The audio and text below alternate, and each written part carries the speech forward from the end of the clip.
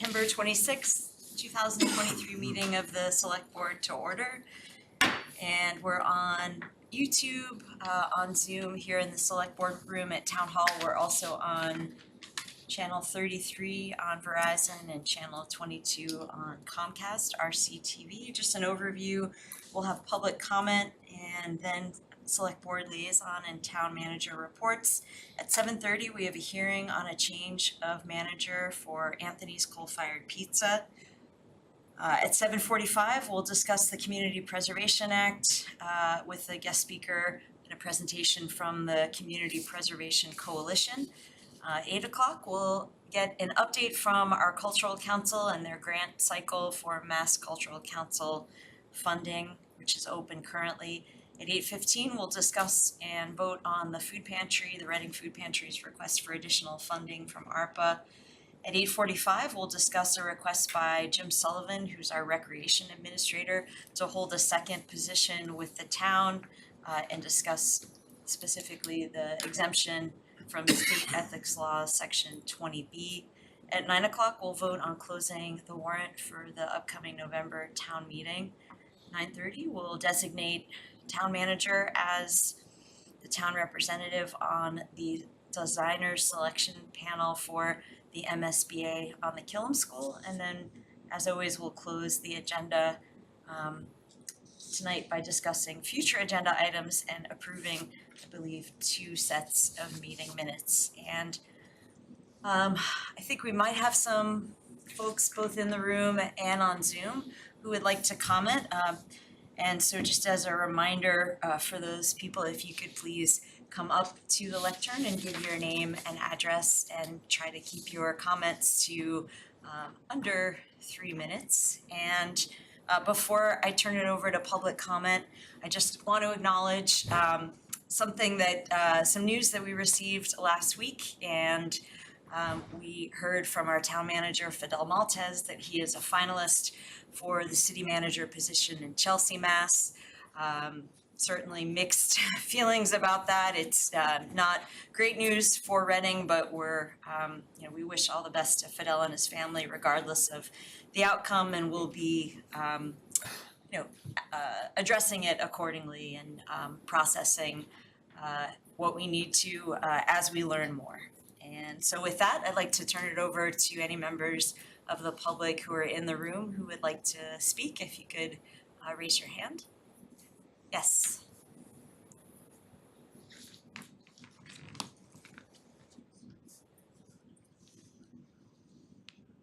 Good evening, everybody. My name's Nancy Zimlack at 15 Orchard Park Drive in Reading.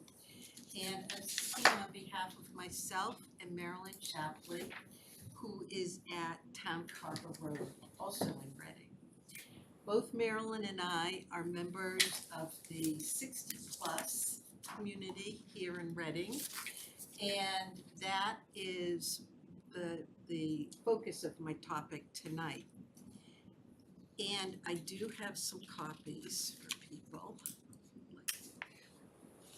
Read along with me, but we are respectfully asking the select board and town manager to amend the capital plan to include solutions for some of the most pressing existing Pleasant Street Center concerns. We are so grateful for the ARPA funds and happy to report that attendance is booming. Our former fire station is lovely, and we are committed to doing our best to deliver the services, envisioning a new and expanded center. We understand that a new senior center is at least 5 years from completion, and that we also have an obligation to appropriately serve those residents 60 and older in the interim. Our minimum goal must be to ensure that the current building is safe, accessible, and inclusive for those attending programs as well as for employees delivering services. The following items consistently rise to the top of the list of resident and staff concerns. The first one is end-of-life and inefficient gas heating system and persistent noxious odors that have so far eluded all attempts at a remedy, at least to our knowledge, unless there has been a remedy, and we certainly appreciate everything that's being done today. The second one is lack of a first floor bathroom. This has been a 20-year concern. It goes back to surveys that were done in 2015 that this really was and should be a priority. And the third one is the acoustical limitations in the first floor great room have been a long-standing problem and really require remediation. It's difficult to hear in there, it's difficult to speak in that room, it's difficult for two activities to coexist in that room, and there's probably ways to solve that, and we would like to have the town look into that. So we respectfully request the inclusion of these critical but relatively minor PSC improvements into our capital plan for consideration and implementation as soon as feasible, but within a year if possible. Thank you.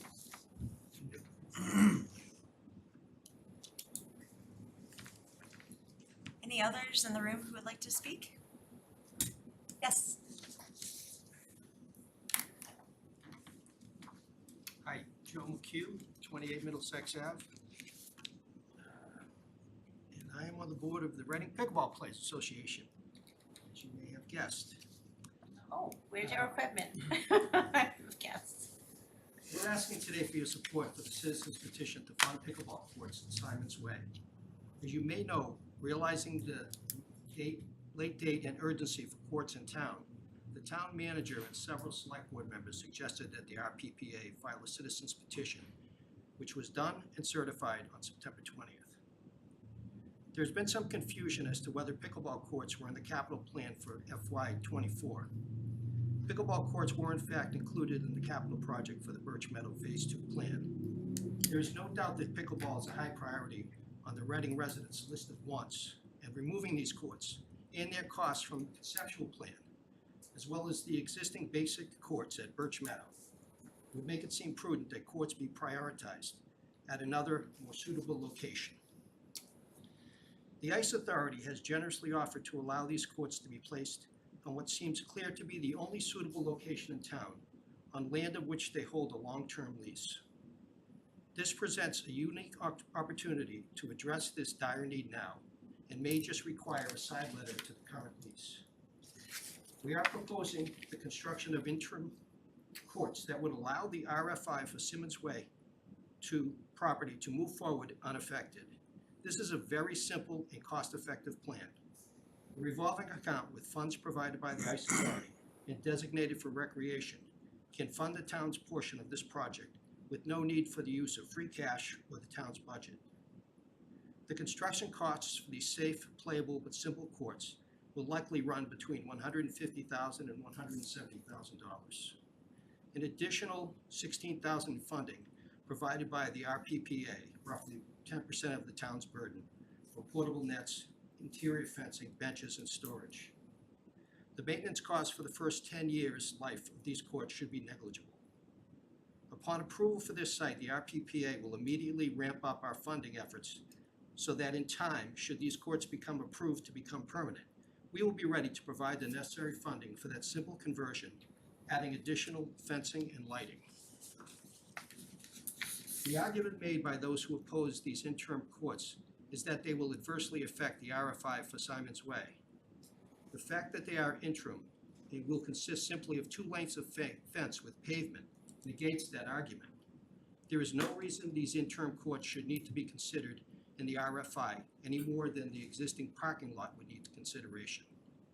While the timing of this request may seem to better come after the RFI process has given us results, we will lose the 2024 construction season if we are unable to receive approval at the November 2023 town meeting, likely delaying courts until after the existing Birch Meadow courts are removed by Phase 2 construction there. It seems clear that any master plan that includes that area would not be breaking ground for many years. Even in the event that these courts should need relocating or removal at that time, they will in the interim provide a highly useful recreational facility for Reading residents. This facility will be an important recreational and social outlet, not only for the current players, but for the many who want to get involved, including retirees, families, and students. We ask that you consider this request and make a decision that is in our citizens' best interest. Thank you. Thank you.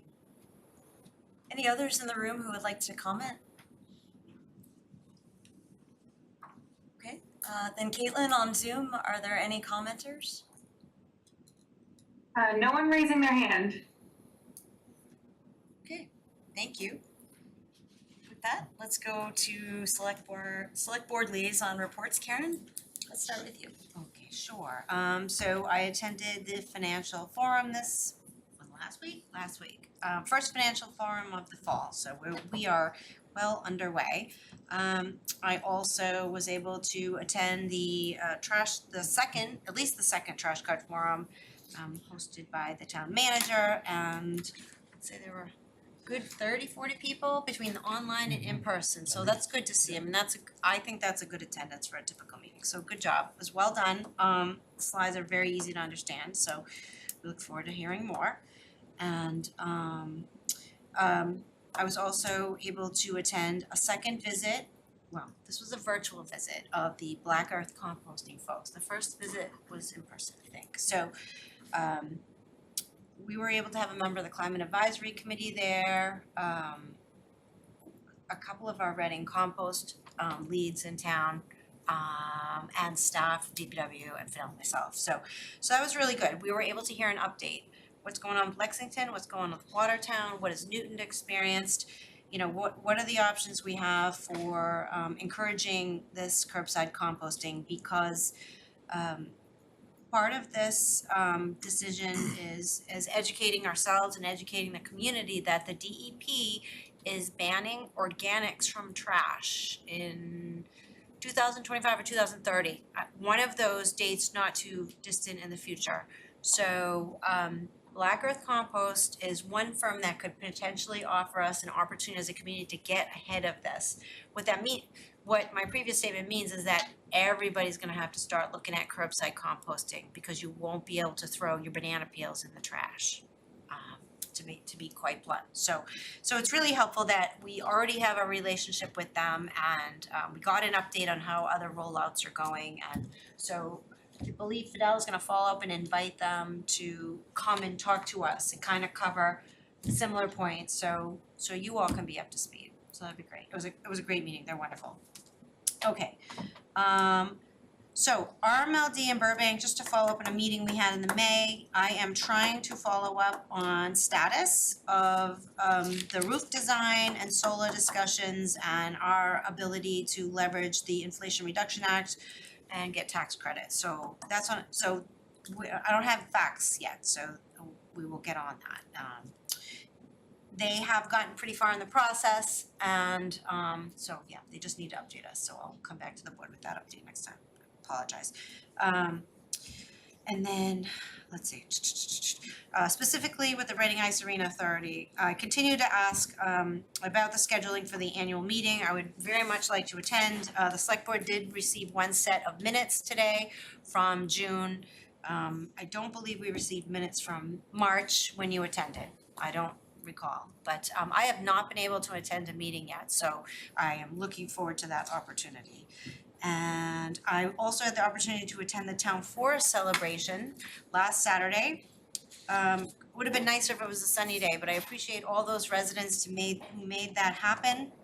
I had the opportunity to spend time not only with Forest Committee members, but also with our Reading representatives of the Ipswich River Water Association. And I invited them to come and talk in our public meeting anytime they want. They're trying to do some outreach. That is one of 3 rivers that Reading is at the headwaters. So we're at the headwaters of the Aberjona, the Mystic, and the Ipswich River. So we should be a tree city, but maybe we should be a river city.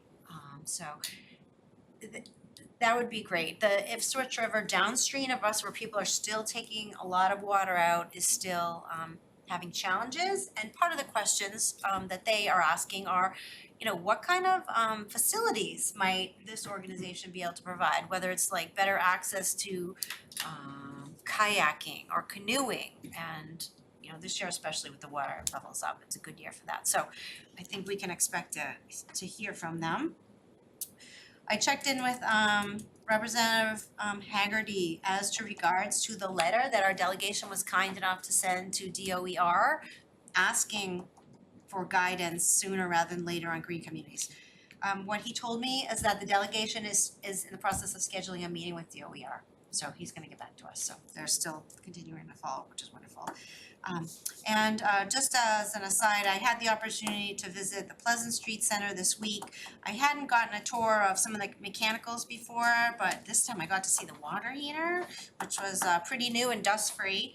And the basement heating system, it's a 90 gas unit. It's end of life. It is running, so that's cool. It could go at any time, and it's certainly not efficient by any means at this point. I also learned a lot of the equipment is in the attic. I didn't know that. I've never gotten a tour of the mechanicals, so that was good to see. What was also wonderful about the Pleasant Street Center is it was full of people, both floors, activities. It was great. It was alive. It was used. There were people in the front kitchen room doing something. I don't know what they were doing.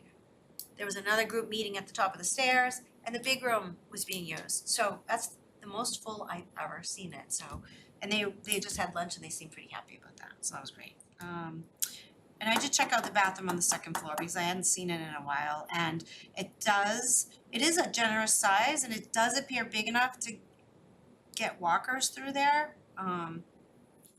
We could always do better, but I wanted to reassure myself. I couldn't remember what it looked to, whether it was a tiny little closet. I've heard some seniors express the need for a bathroom big enough to be in there with a caregiver.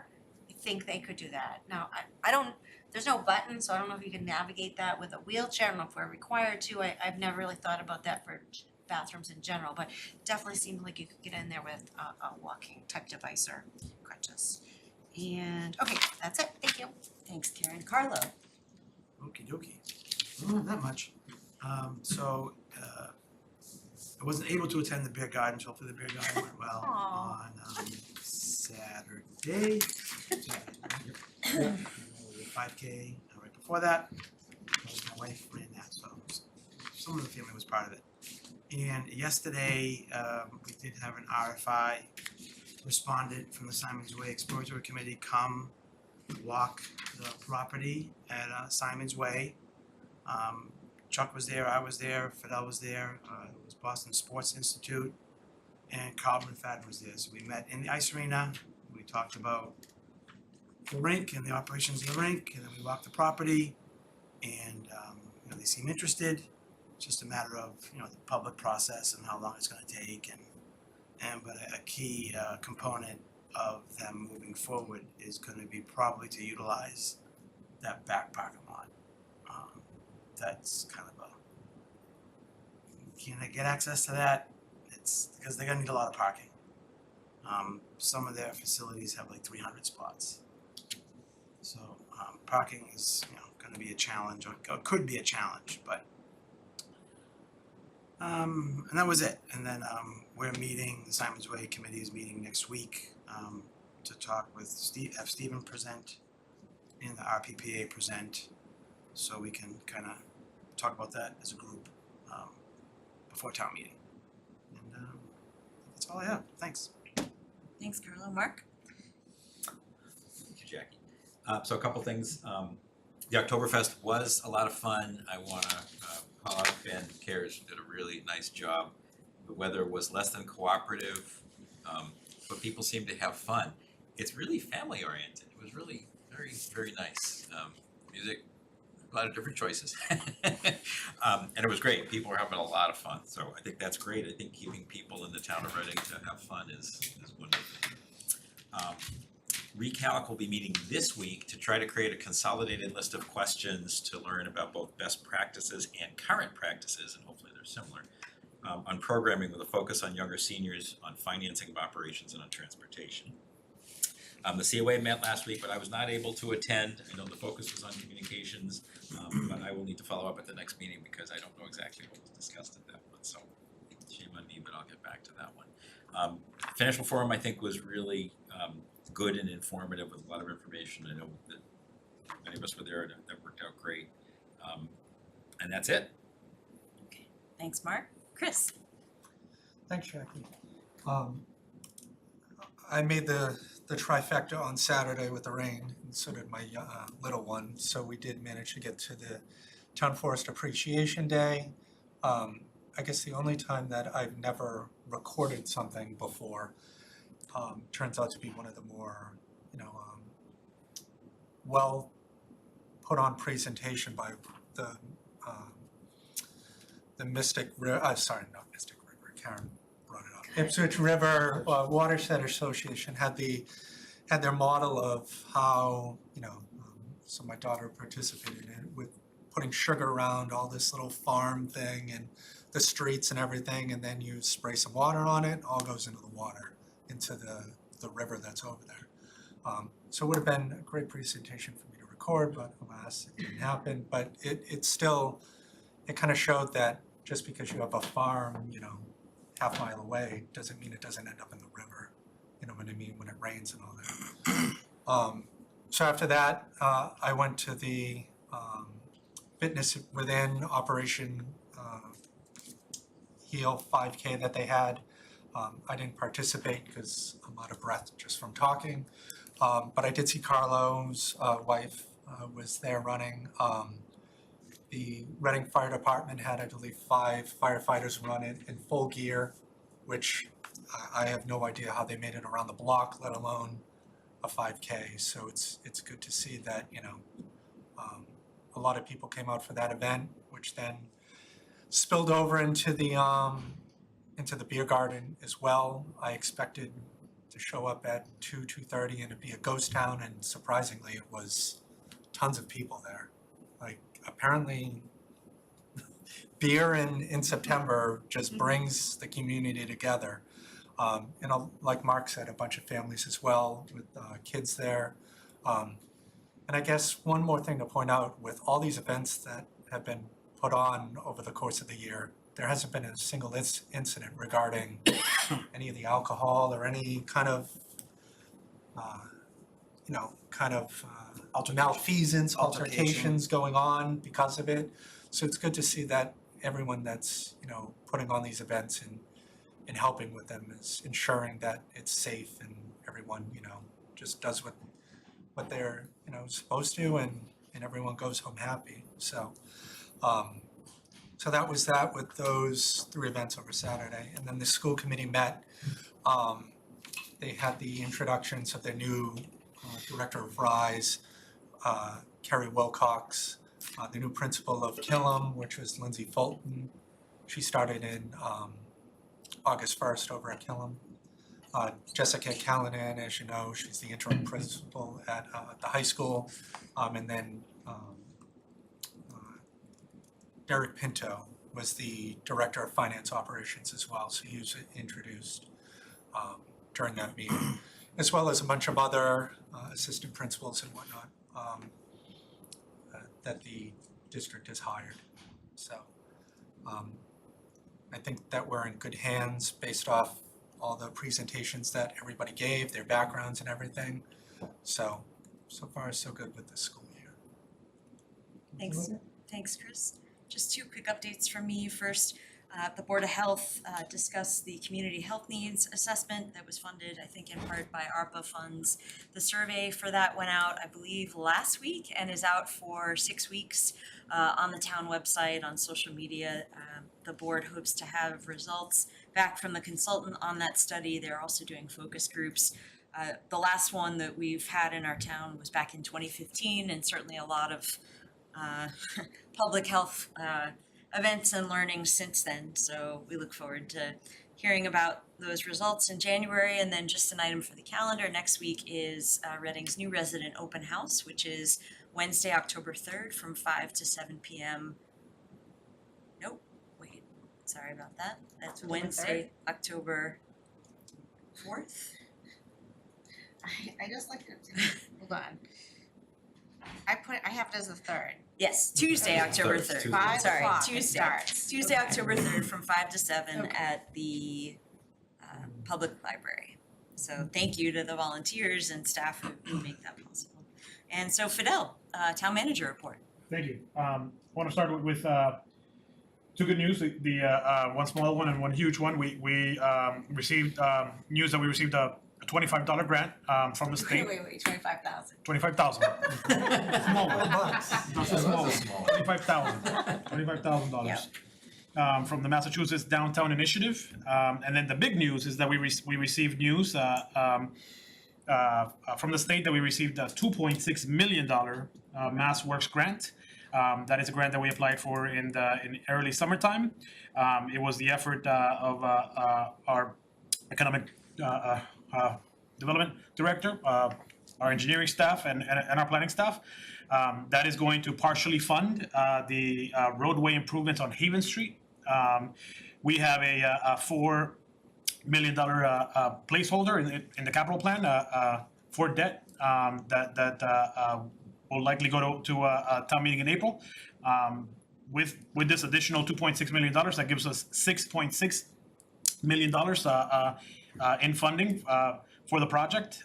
We also have a $3.75 million ask that is in the form of a bond bill for the same project, but that's in the hands of the governor and moving on a different process.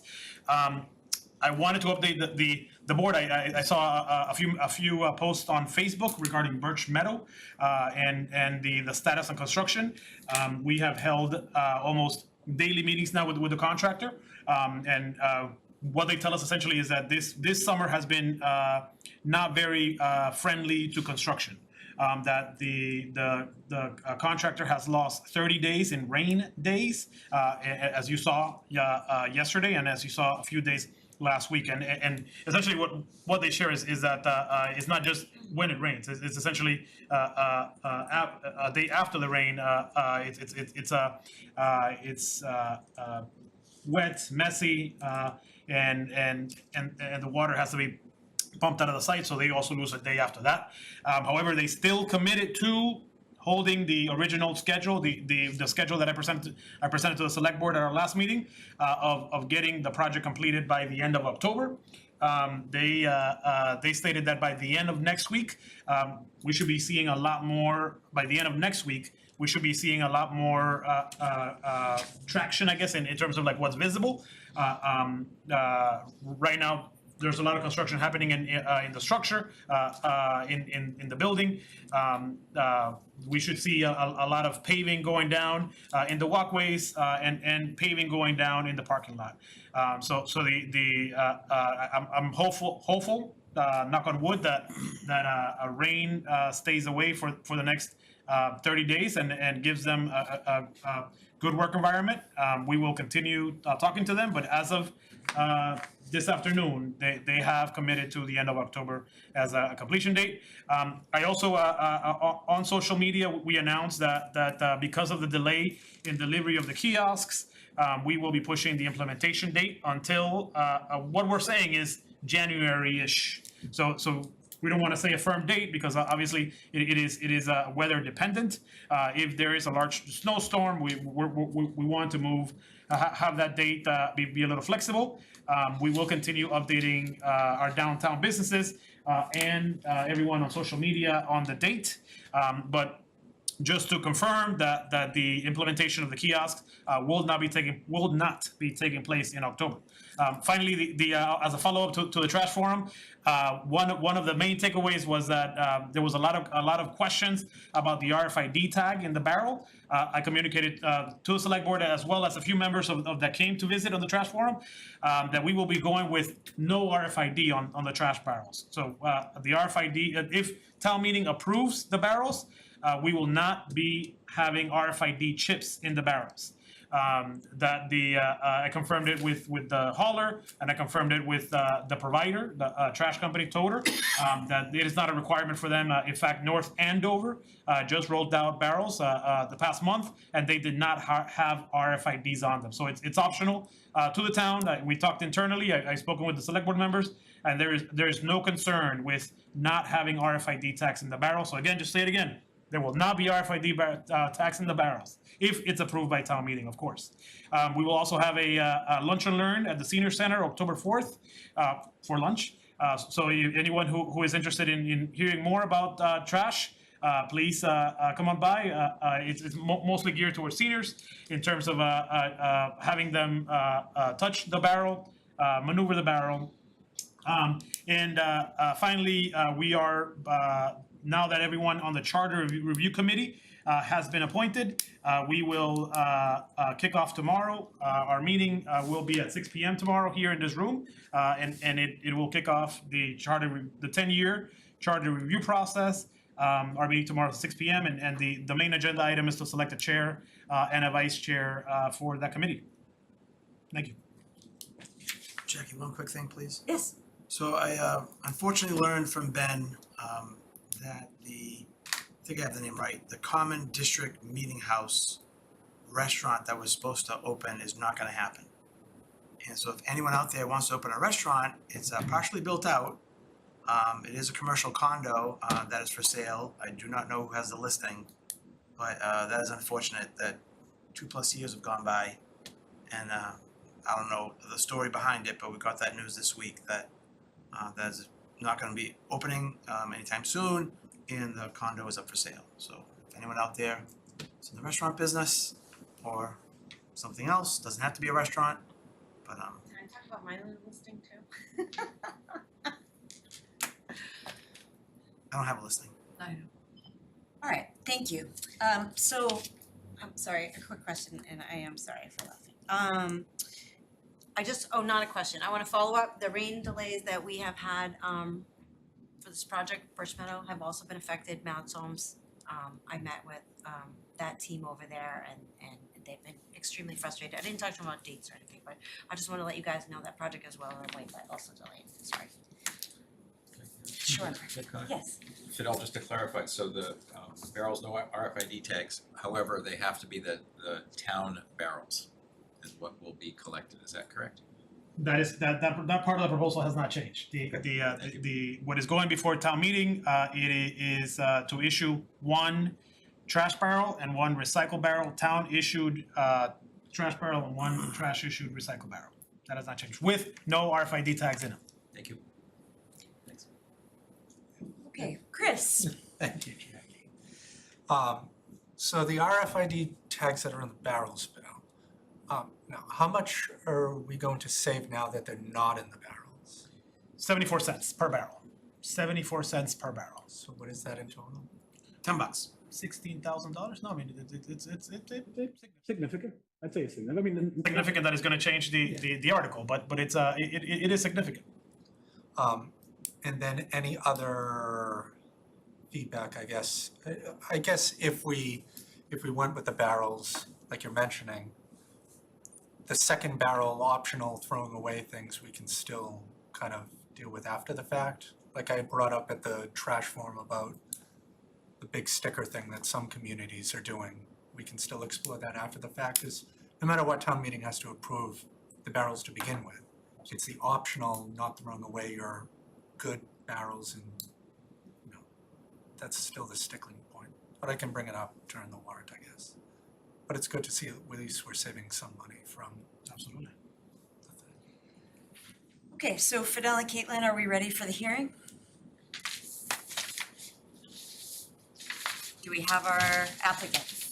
We do not have the applicant, it doesn't look like. Okay. I think they were coming on via Zoom. The person that was supposed to come was Chris Larson. It doesn't look like he's on Zoom yet. Okay, then in that case, can we take this out of order? Do we have the Community Preservation Coalition speaker ready to go? We do. Chase, you are on Zoom?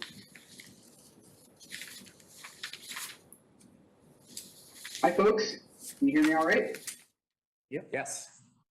All right. Well, thank you for inviting me here tonight, Fidel, and thanks for bumping me up in the schedule here. But my name is Chase Mack. I'm the communications director for the Community Preservation Coalition, which is a nonprofit organization based out of Boston that works on the statewide Community Preservation Act, or the CPA program. So as I understand, Fidel let me know that the board is at least a little bit familiar with the program, and I know I've only got about a 15-minute time slot, which is not a lot of time to talk about the program, but I thought it would probably be the most helpful to answer whatever questions you have. I'm happy to give a basic overview of how the program works to start off, and we can talk about ideas for adoption of the program. But for those of you who don't know, the Community Preservation Act is a state law that was signed by Governor Cellucci in 2000. And it is a program that allows municipalities in Massachusetts to adopt the Community Preservation Act, which creates a dedicated revenue source for the purposes of open space, outdoor recreation, historic preservation, and affordable housing. And to date, there are 195 communities that have adopted the program. No community that has adopted CPA has ever revoked it, which is a stat we're happy to tout. But I will be happy to kind of discuss wherever you guys are interested in going with it. I can explain more about how the program works, or talk about how the adoption process works and what that might look like in 2024 for the town of Reading.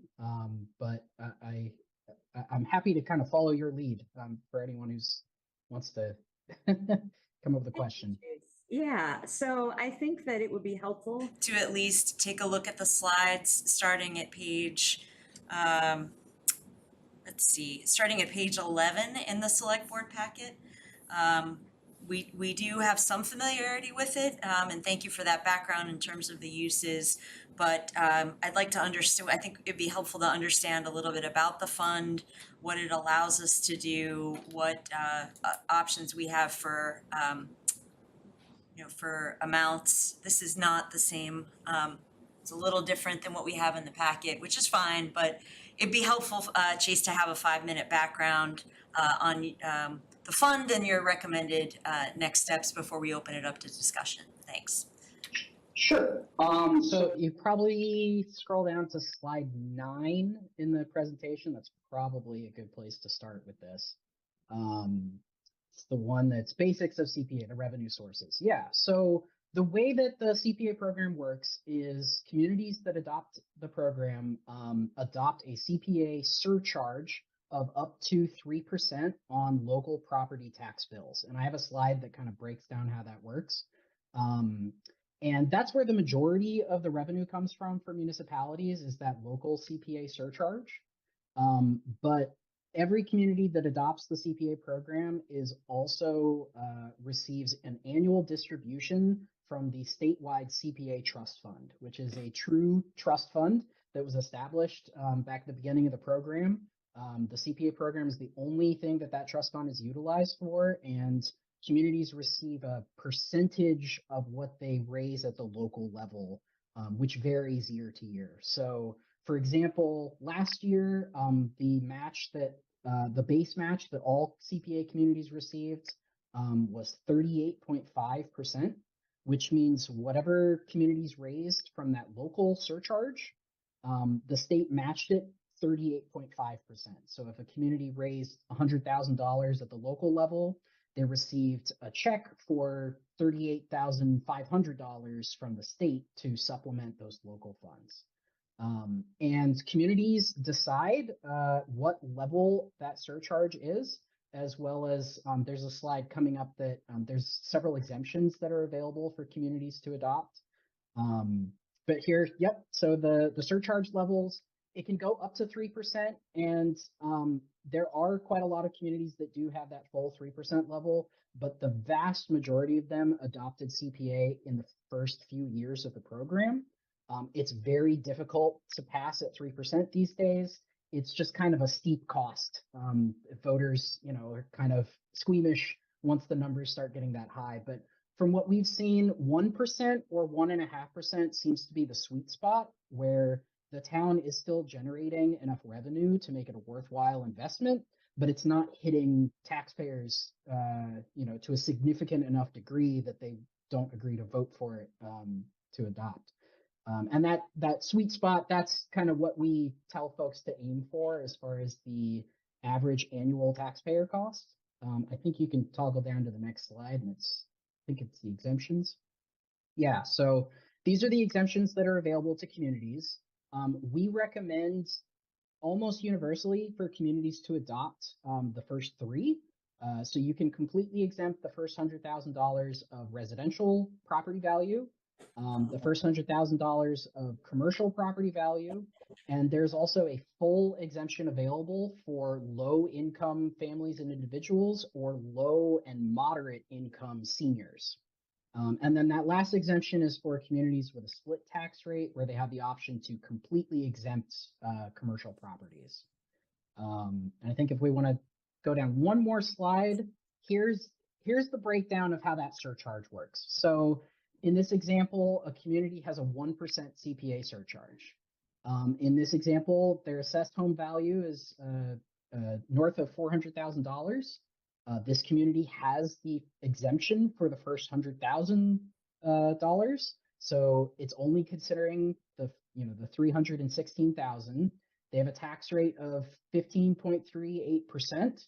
So their property tax bill for the whole year is $4,869. Their CPA surcharge is 1%. So 1% of that total property tax bill is $49. And that is what this homeowner pays into their local CPA fund each year. And again, those funds all go towards historic preservation, affordable housing, open space, and outdoor recreation, which are the only categories that CPA funds are allowed to be used for. I apologize if we're going at a breakneck pace here. There's a lot to cover with CPA, and I know we don't have a ton of time to go over it, but I hope that kind of explains the funding breakdown. Excellent. You want me to show the presentation on the packet? Sure. I could go very quickly through that. So what's on the packet is essentially borrowed from Winchester. I think Mary Ann pointed that out. So it is 100% from Winchester. And it's basically just a benchmark of what they are doing. So I'll just run through this very, very quickly. This is essentially what Chase was talking about, which is that it's CPA creates a local community preservation fund up to 3% of the tax levy against real property. And what Winchester is doing, again, this is what Winchester is doing, is they are creating a study group, and the study group essentially will be made like an ad hoc committee. They are going to, in Winchester, study what a CPA process would look like in Reading, and it's eventually make the recommendation to town meeting. Chase and Stuart have shared that there's a higher likelihood, and Chase, I know you got stats, so why don't you share that now, if you don't mind? Yeah, so I mean that's a great segue into if a community is interested in CPA, how do you adopt it? So what the process looks like is the first step is that a CPA proposal has to be passed by your town meeting. That is usually the route that folks take. The other option is you can collect signatures from 5% of registered voters with a ballot question petition. But no matter which route you take, either town meeting or collecting signatures on a petition, That's step one. And then step two is that CPA must be passed at a ballot election, which means a majority of voters vote yes to adopt it at the ballot, and then that community has adopted CPA. So as Fidel mentioned, 2024 is going to be a very big year for CPA adoption efforts. We are definitely anticipating quite a few communities to end up with CPA on the ballot in November of 2024. And it's a really, stellar time to try for CPA. A program like CPA almost always benefits from higher turnout elections. We have the data that shows that if you have a CPA ballot question on a local spring election, the success rate is just over 50%.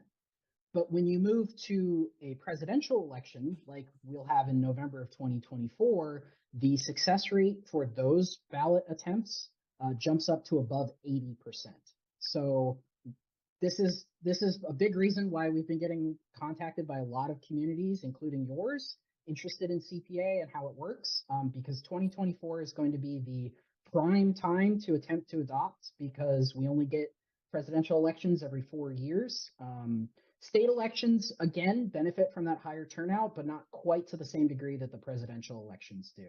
So just like the example you have here from, is it Winchester? Yes, Winchester. Yeah, so this is an approach that we have recommended to folks in the past. I think we probably recommended this approach to them when they talked to us earlier in the summer. But one of the ways that you can go about it is by putting together a study committee or a study group who puts together a report. They analyze the needs and the wants of the community across the areas of CPA. They make a recommendation on, an appropriate surcharge level, or they break down, the revenue amounts, and gives you a better idea of what CPA would look like in your town and what benefits it could have. That is a really great approach to heading into town meeting, because you have the data to back it up. It's not just a crazy idea that someone had. There's been research and effort put in to determine whether or not this program is a good fit for your town. So if that's something that the select board is interested in, we would wholly recommend it. Our website has several examples of study reports that communities have put together regarding CPA adoption. We would definitely encourage you to check those out. That's under our adoption tab on the website. But in any case, the timeline that most communities are looking at right now is approaching their spring 2024 town meeting with a CPA adoption proposal. Assuming it passes at that town meeting, the question of CPA adoption moves on to the November 2024 ballot. And that's where all of those communities are going to be voting whether or not they actually adopt CPAs at the ballot in November. So Or did I miss that? Spring 24. I'm sorry, did I thought I heard you say 2 elections? Did you mean town meeting, or did I mishear you? it's not 2 elections. It's town meeting is the first step. So it would have to pass at town meeting. And then the second step would be the ballot in November, and it has to pass at the ballot, and that is how you adopt the CPA program. Thanks, Chase. Let me see. Yeah, so this is an example of what Winchester is doing in terms of the research group, and similar to what we put together. It's a working group with a diverse body. So just to clarify, we have not put together a group. We have not put together a group. You just to This clarify what you presentation is said. from Winchester. Okay. This is what Winchester is doing. Yeah. Reading has not done this. This is what Winchester is doing. And this is what Winchester is doing again in terms of what they are taking as select board action. And as Chase said, what Winchester is tracking for is for spring 2024 town meeting.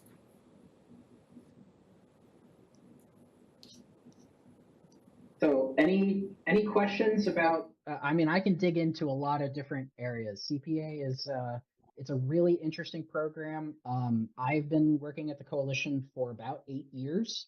And I will tell you, the more you learn about this program, the more excited you'll get. It's really interesting and it works.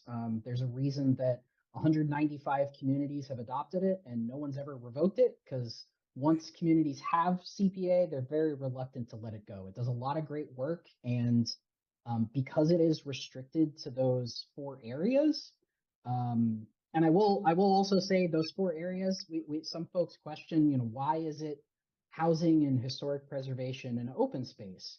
And the answer to that is that those areas frequently struggle to find funding in the general municipal budget. You guys had an excellent example earlier as I was listening in to pickleball courts. That is absolutely the kind of project that CPA is able to fund. Pickleball has been a CPA sensation over the last few years. Lots of communities are building pickleball courts using CPA in the outdoor recreation category. But it allows communities to invest in quality of life areas that really struggle to find funding on a regular basis. So it's an investment program. You put in the local surcharge, the residents are putting in the funding at the local level, and then the state matches with additional distributions, basically to reward folks for reinvesting in their own communities. And I see here Fidel's put up a breakdown of the funding requirements under CPA. So the CPA legislation does require at least 10% of your annual revenue to go towards the 3 main categories. But you'll see that up to 70% of the total funding every year can be allocated to any of the categories. So it's a very flexible program. It does ensure that at least a cut of that pie is going to each of the categories every year. But you can shift priorities year to year if you have a particular focus that is a real priority for your community. We have some communities that decide, CPA for us is an affordable housing program. So they dedicate 70 to 80% of their funding every year into affordable housing opportunities. And then some other communities use it a lot more for open space. It really depends, but it allows a lot of flexibility on how those funds can be used in those categories. I just wanted to also share some of these pictures that Chase, if you want to tell a story about what these are.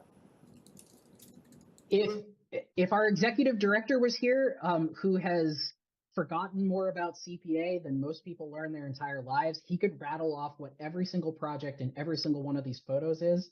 I'm afraid my memory is not that good. I'm just not going to be able to identify a lot of these, but if you do, these upcoming slides are examples of the types of projects that are commonly used under the CPA program. So this is the historic preservation program. So restoration of historic municipal buildings. Just about every community that has CPA has used under the historic preservation for historic town halls or town library buildings, anything that has historic value that is a structure. There's some more slides in here. Historic documents are another eligible use. Adaptive reuse of historic buildings. I believe the one in the bottom left was a school or a library that is now affordable housing. That's a common use, is adaptive reuse under historic preservation, where you preserve a historic building and it can become a community center or housing units, and you still get to protect that historic character of the building that's been around. I can go to nonprofit groups to preserve historic properties that are, controlled by nonprofits. Requires a little more finesse as far as working on the agreements and everything with the community, but it's totally a valid use. I mean, there's probably about another 20 plus slides here over the examples. So, I mean, I can go through each one, or we can zip through them all, or if you have a specific area we want to talk about. I want to be conscientious of our time here. I know you have other things on your agenda, but Thank you, Chase. Any questions or comments from board members? Carlo? Thanks, Chase. Once community adopts this, who actually sets the rate? Does the study group make a recommendation to us? Does town meeting approve the rate? How does Ultimately, it's town meeting that would vote to approve. That is what they're taking a vote on, is a proposal, which is, the town of Reading would adopt the program at a 1% surcharge with these 3 exemptions, and that's what town meeting votes on. Your study committee may have a specific proposal in mind, or they may just analyze the different options and, give a range as to what town meeting would want to decide. We typically recommend that once it makes it onto the town meeting warrant, that there is a specific surcharge level and exemptions already in place. It just makes for the discussion at town meeting much simpler, rather than hemming and hawing and arguing over what the surcharge ought to be. Your study committee should probably, decide on maybe 1 or 2 options before it advances to the town meeting warrant. But what I thought you were going to ask actually is who decides how the funding is spent, because that's one area of the program that we didn't get to touch on yet. But every community that adopts CPA establishes a local community preservation committee who takes in applications for CPA project proposals, and they make recommendations for CPA funding to your town meeting. So your town meeting is actually where the final decision lies on where the funding goes. Your local committee is the one that takes in the applications, and they do have to recommend. CPA funding requires a recommendation from that committee for funding, but it's your town meeting that decides ultimately whether or not they want to fund a project. So again, the CPA program was designed with a lot of local control in mind. It's ultimately up to your citizens to decide where they want to prioritize these funds.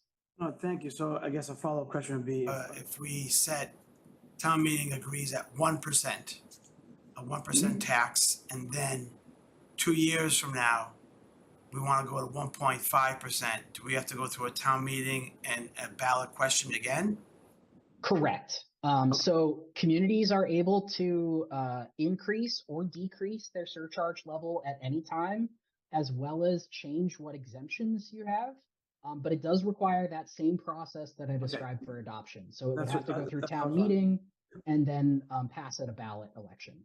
all right, And since this has been implemented in 195 communities, what have you seen, or what has been the process for starting at 1, and going in 0.5% increments, or do they watch it for a few years and then go right to 2%, or what have you seen? Frankly, we don't see a lot of communities adjusting their surcharge on a regular basis. I can actually look up how many attempts there have been, but I think it's something like a dozen attempts, not much more than that. But we recently had a couple communities that decided to increase their surcharge. I think it was the town of Harvard voted in the spring. They put it on their spring ballot, and they increased their surcharge, I think, to 3% in the spring. But again, it's not super common, but it is totally available to communities if they want to adjust that surcharge level. thank you. Other questions or comments? Chris? Thanks, Jackie. I guess Fidel is at Anthony's coal fire person waiting, or no? Not that I can see. So thank you, Chase, for the presentation. I noticed, I guess on the Winchester slides, it was confusing to me. It mentions that the state will match the funds, but you're saying that typically it's not a 1-to-1 match. It was 36% this last time. In the very first years of program, communities that had CPA did receive 100% match. The program was never designed to support a 1-to-1 match, and the only reason that those communities benefited that 100% match level is that the real estate market prior to 2008 was booming, and there were only a few dozen communities in the program at the time. So there was lots and lots of money in that trust fund, and so it was matching at that 100%. Frankly, the program has become almost a victim of its success in a way where we're never going to see 100% match again. But again, on our website, you'll be able to look up on the trust fund page. We have a whole breakdown that shows what that percentage match has been for the entire history of the program. So, like I said, last year it was 38.5% of what communities raised at the local level. So it doesn't correlate with the amount of communities sign up that would decrease the percentage. That has no correlation. Well, in the sense that, the more communities that adopt, the smaller slices of that pie need to be split up among all the communities. But as far as the funding for the trust fund, where that state distribution comes from, it's completely disconnected from your local surcharge. So all that funding actually comes from the state's registries of deeds. So if you go to any registry of deed across the entire state, any paperwork that you file there, you will see a CPA fee applied when you go and check out for, you're filing for a mortgage or a deed or what have you. You'll see a CPA fee. Usually it's about $50. And all of those collections across all the registries all go to the CPA trust fund. That builds up the entire year. And then every year in November, the Department of Revenue takes a look at how much funding is available, which communities have CPA and are eligible for a match, and they run a calculation to come up with that percentage match of what they can provide to all CPA communities. And if we were to start this process tomorrow, how far are we behind compared to other communities? Like, are you working with anybody else that you're giving a presentation on and you want this to get done by April? Not you, I'm just saying in general, that's what.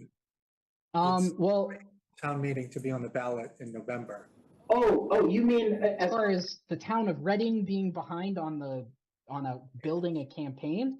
You guys are in the perfect time for this. Most CPA campaigns are kind of like a year-long process. This is the perfect time to be kind of considering these questions and learning more about the program and putting together a study committee.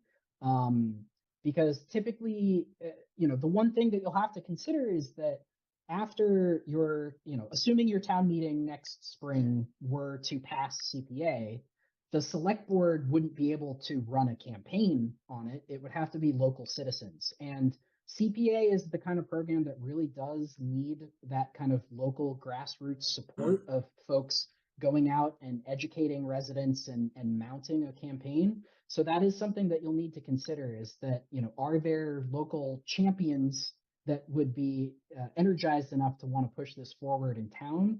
Because that's how you're going to succeed at the ballot, is from a local, it's like any other political campaign for a ballot question. You're going to want folks that are going to, want to energize residents and voters to adopt this program. So now is the great time to be talking about these questions, because going into next winter into spring is when you'll want to start hashing out the details as far as what level of surcharge and which exemptions and kind of who those folks are that are going to carry the torch, so to speak. And then after it passes a town meeting, that's when the real campaign kicks off. We will see a lot of communities running campaigns next summer to build enthusiasm for the November election. Alrighty, thank you much.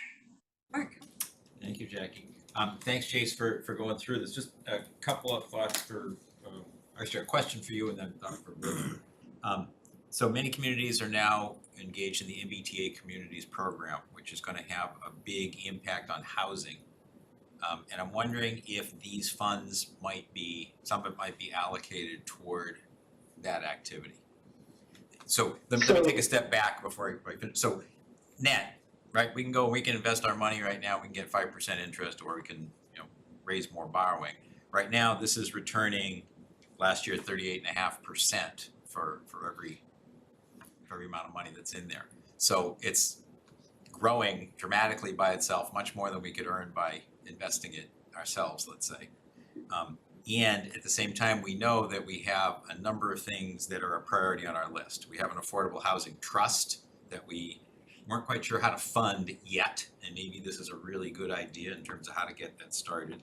And number two, we know that the MBTA Communities Program is going to have a substantial impact on our community. And I'm wondering if there are some funds in here that could be used toward that as it relates to supporting development in the downtown. Yes, absolutely. So CPA, actually, it's a little more flexible than a lot of other programs oriented around affordable housing. Most other, grants and funds and things like that are for low income housing, which is defined as 80% of area-wide median income. CPA actually allows for up to moderate income housing, so 100% of area-wide median income, so it's a little more flexible there. But CPA can be put towards any production of housing for residents at that moderate 100% AMI level. CPA can absolutely help fund your housing trust. Communities that have municipal housing trusts, CPA has absolutely become a leading funding source for being able to contribute funds to the trust to do its work. We have lots and lots of communities that utilize their CPA housing dollars for their trust. So that is definitely something that CPA could assist with. Awesome. Thank you. Okay, Karen? Yes, thank you. Chase, I thought I knew a lot about this program. Mark and I have been talking about it since our days on the finance committee, and I hadn't heard of your organization. So I really appreciate Jackie and Fidel getting you in here. I've heard really good things. And one of the things I've been thinking about is all of the ways that we can use it, and you helped shed some light on that as well. We have lots of parks in town, addition to pickleball certainly, and that's great to know. I was certainly wondering because it's a topical item. But our playgrounds in general, we are also building a new elementary school. I'm not sure, how much playgrounds are going to be funded through our Mass School Building Association program, so that's really exciting. We do have a historical town hall. We have a historical senior center. Those funds could be used to support a senior center in a historical building, if we get to that point. And, I'm also thinking of the RMLD building.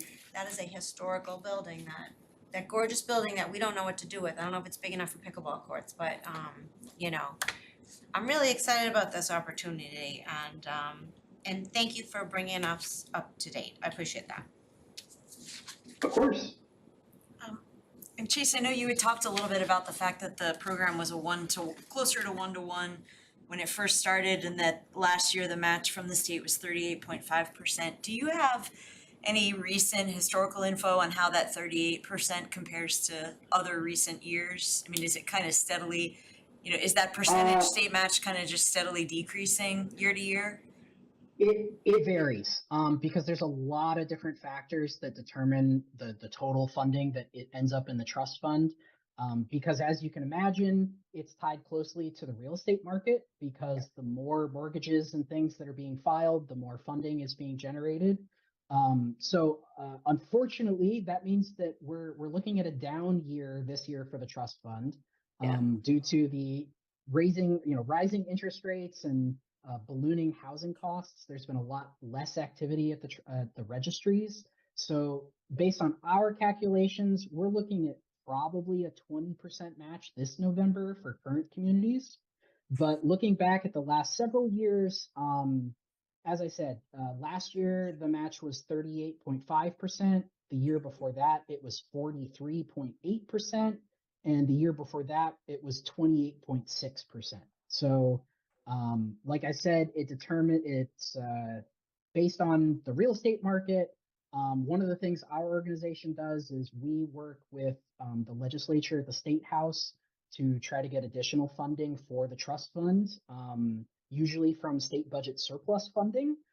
We've been successful in that almost every year for the last 10 years, but we don't always get that additional funding, which can affect that match rate. So it's highly variable. I'm afraid I can't really give an accurate projection of what even this November would look like, let alone whatever, in the future, if Reading were to adopt. I can't tell you what that would look like because we just can't tell from now. But Thank you. Yeah, I mean, it definitely caught my attention when I first learned about the program a while ago because of the uses and, especially for things like recreation and open space and housing. Those are things that we always seem to need more funding for.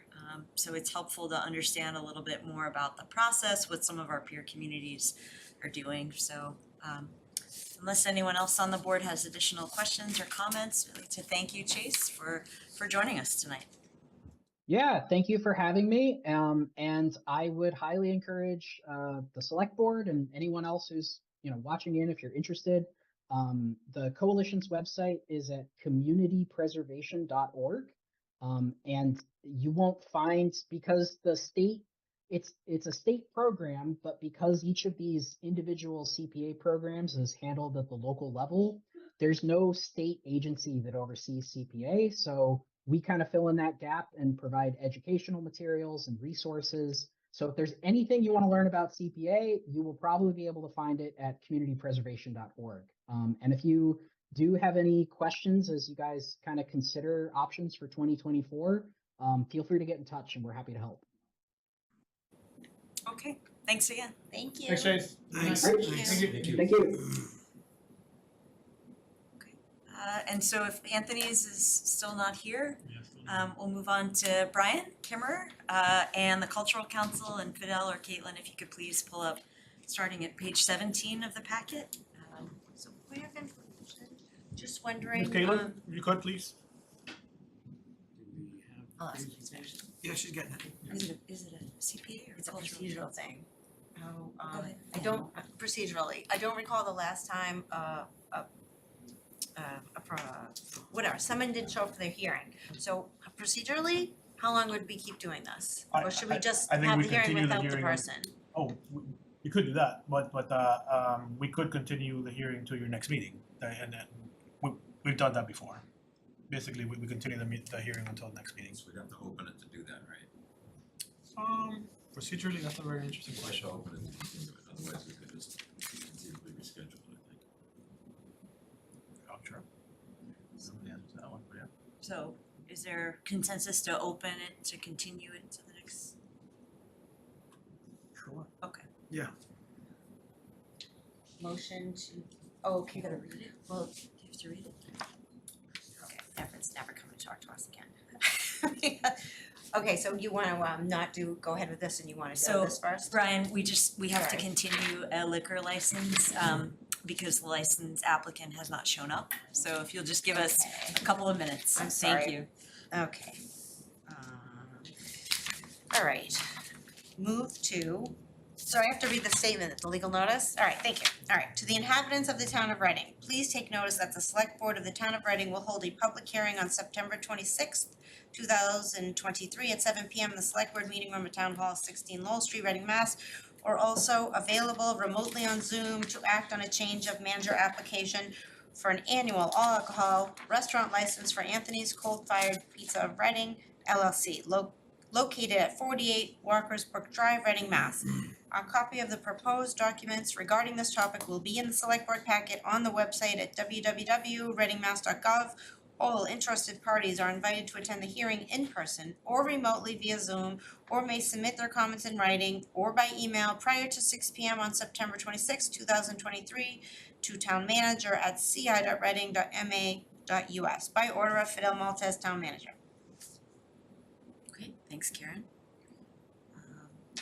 So Motion to continue, or do we wanna, I guess at this point, it's pretty late. Yeah. Yeah. Would you like a motion to continue the hearing to our next meeting on October 10th? And what time do you usually, 7 p.m.?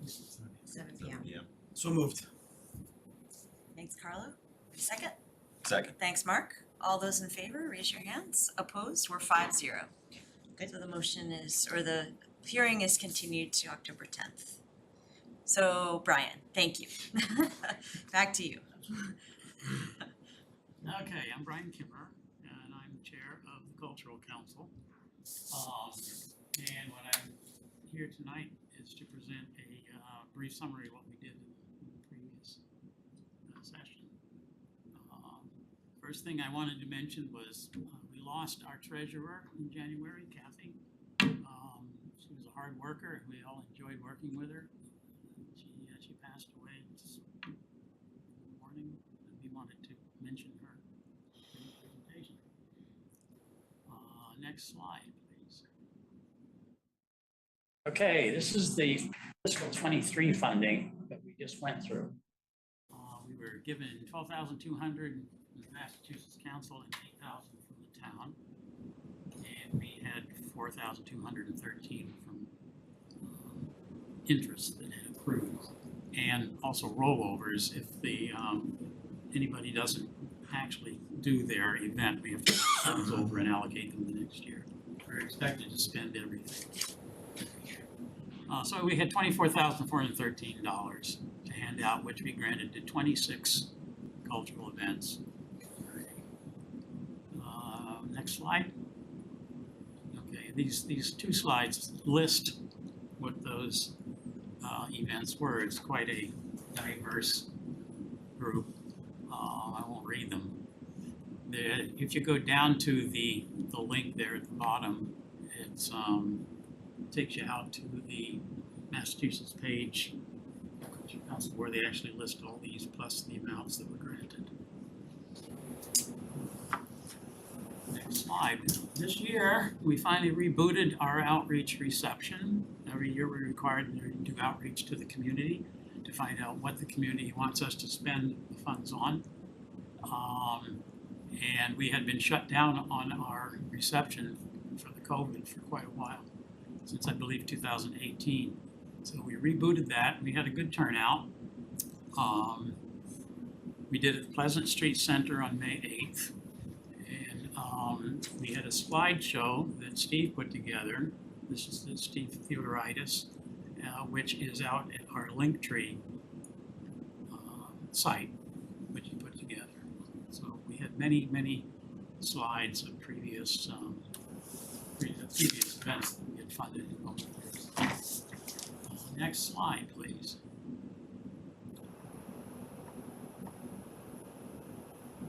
Looking for volunteers.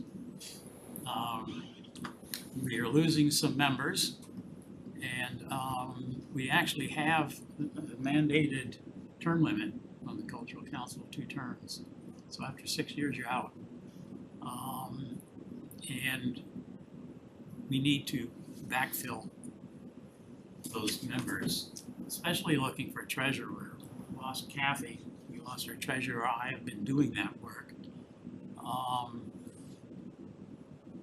But we really need to spread that work out a little bit and get someone in who's interested. People are frightened of the treasurer job because they think, they're handling bank accounts and books and writing checks, and we don't do that. The town accountants do that. What we do, we're more of a liaison.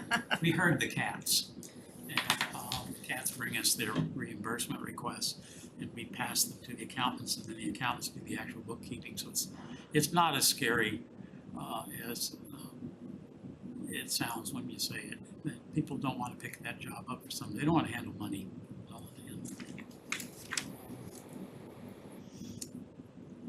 I can't read that last. My eyes are so bad.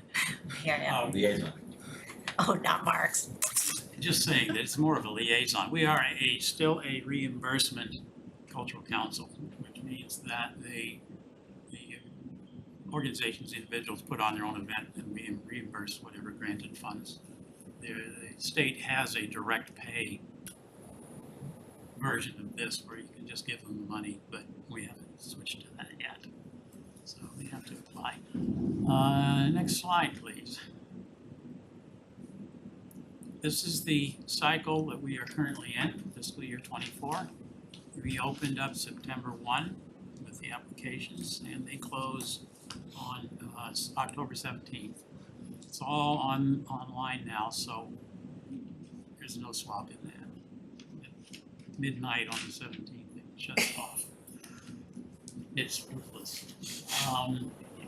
In October and November, when we have the complete set of applications, we do we have some informal meetings where we have anyone who wants to come in and do a presentation to the council of what their project is.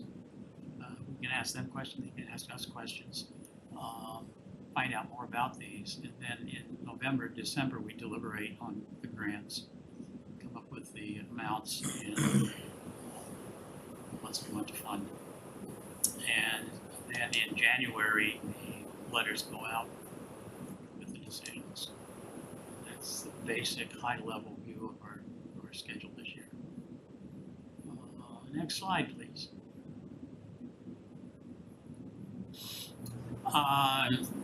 We really do appreciate the donation from the town. In past years before the town started doing that, we had very limited funds. When I started, I think we had $7,500 total to give out. We gave out $24,000 this year. So it's yeah, it's good. It's fine because we need to reboot these organizations. So a lot of them were hurt by the COVID because their performance art and that sort of thing. We have the link tree, which has links to all pages, has links to the slideshow. And you can reach us anytime at readingculturalcouncil@gmail.com. That's our email address. I monitor that multiple times a day. If you have any questions or want to apply, just let us know. Anybody have any questions? I think that's the last slide. The last slide. Yes, it is. Any questions? Mark? I do have a question, Brian. I think I asked you this last year too. So everything is online. What's the exact address to go to? Do you go to that link tree address, or is it something like There Reading is Cultural Council? I believe there's a link in the link tree. There is a link on the town cultural council site that takes you there. Okay. So best bet would be go to the town website, go to Cultural Council, and there's a link right there, and then the process is online. Okay. And people, you have until Monday, October 17th Yes. at 11:59 p.m. Yeah, the computer shuts it off. Thanks, Brian. That's it. No more questions? Thank you. Thank you, great job. Thank you. I was just gonna ask, when is your term up? Because you just seem to be This the is face my of last the. year. Oh, I'm okay. in year 6. So you won't be here next year giving this Won't be presentation. doing this presentation next year. Someone else will have to pick that up. State mandated? It's a state mandated term limits. As far as I know, it's the only board. It's the only one with term limits. Finance Committee also. And the You get a decade, I justification they give is they don't want the same people handing out the same funds to the same people Okay. year to year. And so they want to mix Sounds it up okay. and they want to get more diversity in programs and people. What about Congress? They don't do term limits. Congress, Yeah. I have no say over Congress. Reach out, please, from next year. No comment. Thank you, Brian. That's awesome. Thank you. And one other question, so looking at the list of 26, so all of those fund programs in Reading, because I saw one of them was like North Reading was mentioned in there. Some of them are come out of other towns and support Reading people. For example, there's a hip hop chair dance thing that comes out of, I think, Randolph, but they do it at Artis. So the performance is in Reading. Yeah, okay. And it got, with the COVID shutdown, mixed things up and everything went virtual. And so the virtual comes from anywhere to anywhere. And it got sort of scrambled to, well, where is this Reading or is this not? It makes some decisions pretty difficult, deciding whether something is actually benefiting Reading residents. So does North Reading have a culture, do all cities and towns have a cultural council? or- They do, like the local council.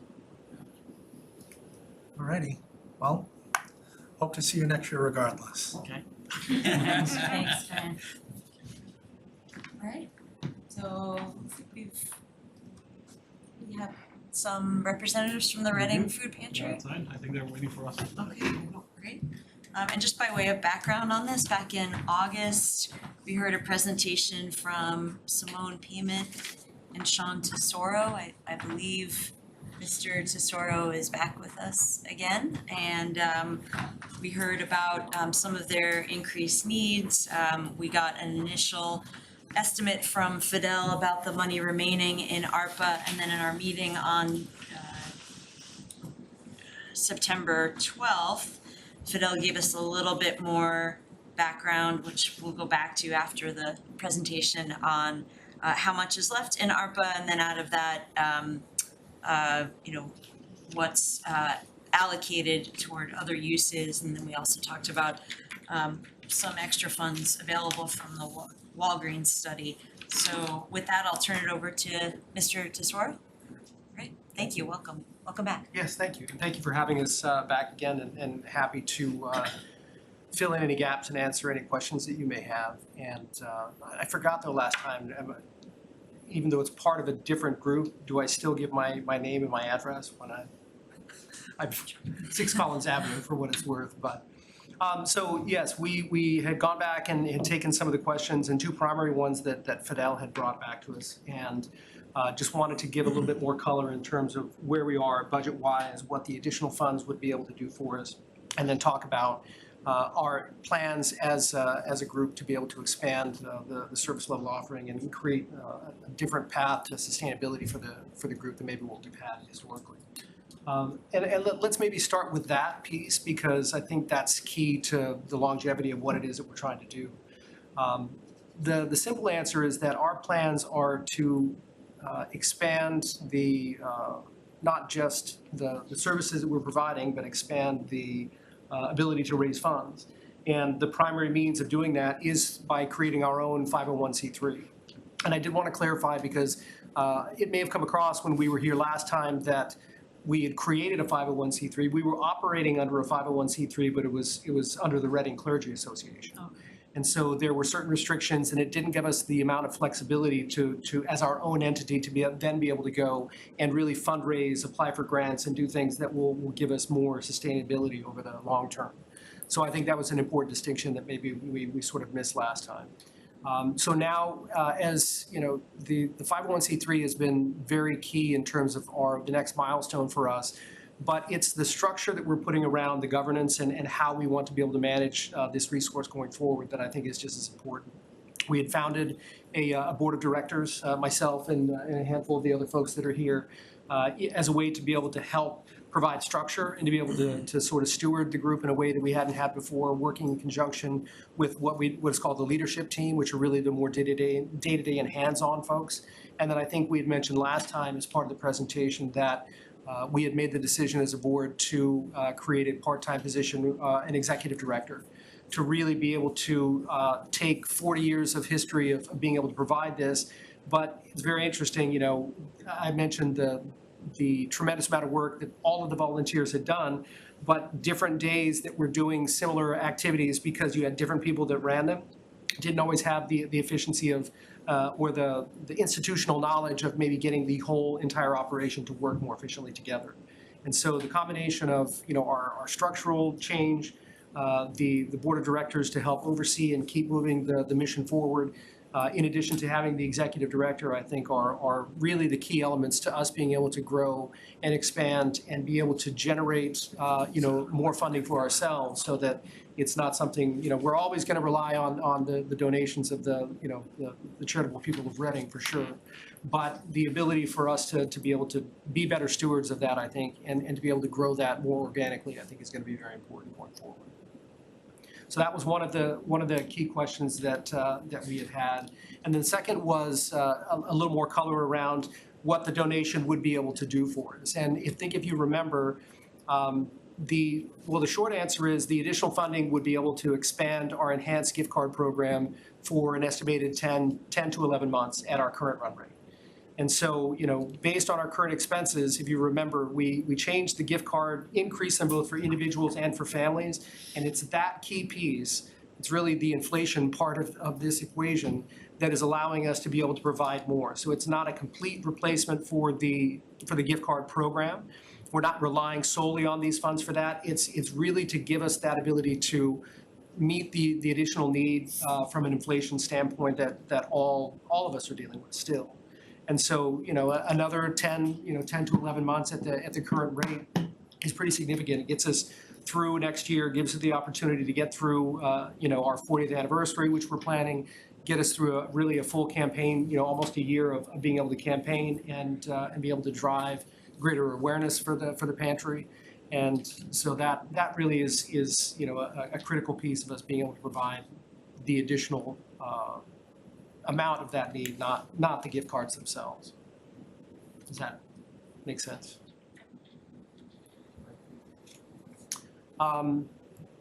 What other questions can we answer? We did bring our finance guy this time, so we can get in as deep in the weeds as you'd like. But happy to answer any other questions or thoughts you may have. Thank you. I just wanted to kind of share more details on what the select board chair was alluding to, which is on the last in the last meeting, I gave a little snapshot on what funds we are comfortable sharing at this time that are available, I'll say, and essentially the summary is at the bottom of the slide, but it is essentially $15,000 in the COVID mitigation line, and this is after conversations with our public health director, and we do not see a need anymore for the Walgreens line that was dedicated for due diligence of that site. That has $16,966 remaining. Thank you. Mark? Thanks, Jackie. Hi, Hal.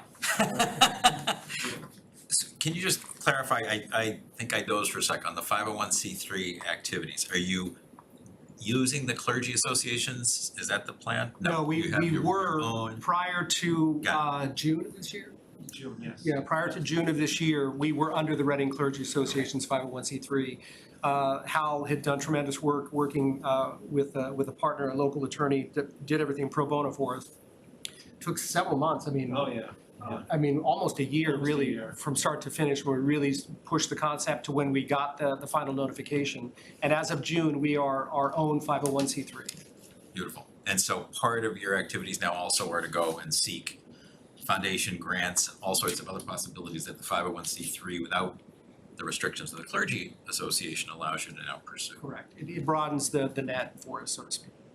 Okay, so what you're asking of us is, can we help with this, supporting the gift card program, the inflationary pressures? You think it'll last 10 to 11 months based on current run rates? That's $28,000 is the number that was requested to do that.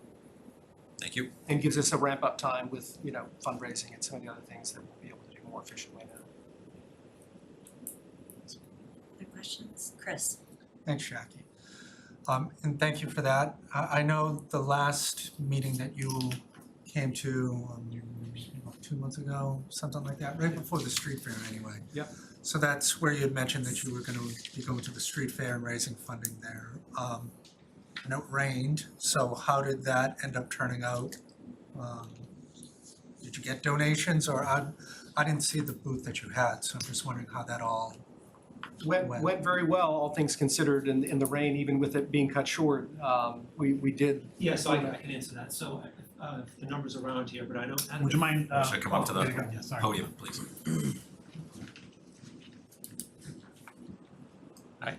Yes, at the street fair, we collected around $330 in cash.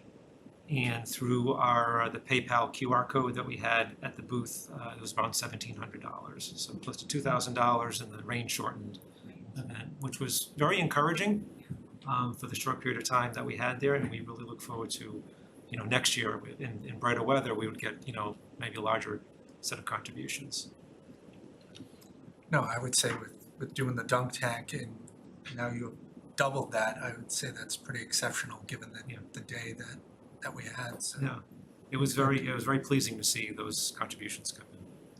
Because I mentioned last time and going forward, I know this is 11 months, but the bus is coming essentially. And there's not gonna be ARPA money next time to hop aboard, so. I'm sure you guys are gonna do all that you can to rectify that and get whatever grants, and hopefully, you know, Elon Musk or Gates or somebody is gonna give you a couple million and you'll be set for. We certainly hope so. Are you able to actually apply for that stuff now, like specifically any of the grants that any of them are doing? We've already started the process for Cummings, which is a big one, obviously, you know, Yeah. and a handful of others. So the minute that we had the ability to, we started working on that. So, That's good to hear as well. Eastern Bank. Yes, that's Stop another and one. shop. Yep. They have our bank account. Well, it's good to hear, so I know that inflation isn't ending anytime soon, but to hear that a large portion of the community that we're in is actually seeking and trying to use this, it's not something that you would think Reading has a problem with, kind of thing. Right. You wouldn't, yeah, it's refreshing to see that someone is doing something about it, so thank you all for that. Carlo. Thanks for coming. Last meeting, we discussed about what is the plan for the next year, other than going for grants? You know, we don't wanna keep giving you money and you don't do anything. I mean, Fall Street Fair is only one event a year. I mean, I think you should have been at the beer garden. You should have been, there's so many places you can be. So I wanna know what you're gonna do to move this forward. You know, grants are great, but you have no idea. yeah, You get 10 grand, you get 50 grand, you get 100 grand. or nothing. I mean, Right. I'm sure you'll get something over time, but, Yeah. you know, so do you have any plans that that's? So the marketing plan is part of, you know, the street fair was the first thing we had done. We had done as an organization really zero marketing prior to that. So it is a new concept for us, but the ability to be visible both locally and then having a specific plan around events, how and when we're gonna participate. I know the other one that's this weekend. Reading Fair. The Reading Fair, we're participating this weekend. So we're seeking out any and all opportunities to create visibility, create awareness, and, you know, that's a key part of awareness of what we're doing. I think it's amazing to me how many residents in Reading don't know that we have the pantry. And so I think it's important for us to be as visible as possible, get in front of as many people. And I do think the whole idea around the 40th anniversary campaign gives us an opportunity to do that as well. So the marketing component and making sure that we are visible and, you know, moving the message forward is absolutely part of the plan going forward. Will you be at the new resident open house as well? We had talked about that. Did we have a commitment for that yet? Do you know? Yes, we'll be there. Oh. We will be there. Perfect. That's at least 50 new residents typically that, you know, might not have heard about it before, et cetera. Yeah. Just wanted to thank you all. This is really great news. Sounds like an excellent plan, and wish you all the best. And I look forward to seeing you on October 3rd as well. Thank you. Thank you. Thank you very much. I appreciate it. So board discussion, Fidel, could you please put the slide back up that shows the meeting funding?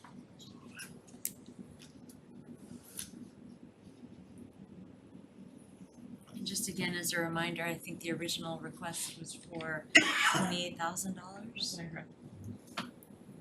Is there a sense of the board of? This is it, it's all we have left. This is it. This is, there are funds that are in the process of spending, I'll say Right, that, but right. I have not heard any intention of not spending those funds. Okay. Yes. Thank you, Madam Chair. I am comfortable with this amount. I don't mind having a little bit left, and to Phil's point, we have a bit of a runway, and we might be in this position to do more good later as well.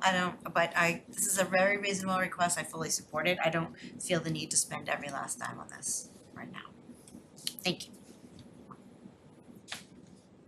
I'm very comfortable with the 28. I think it's a worthy cause. I'm glad we have a little bit of money left and I think we should use it.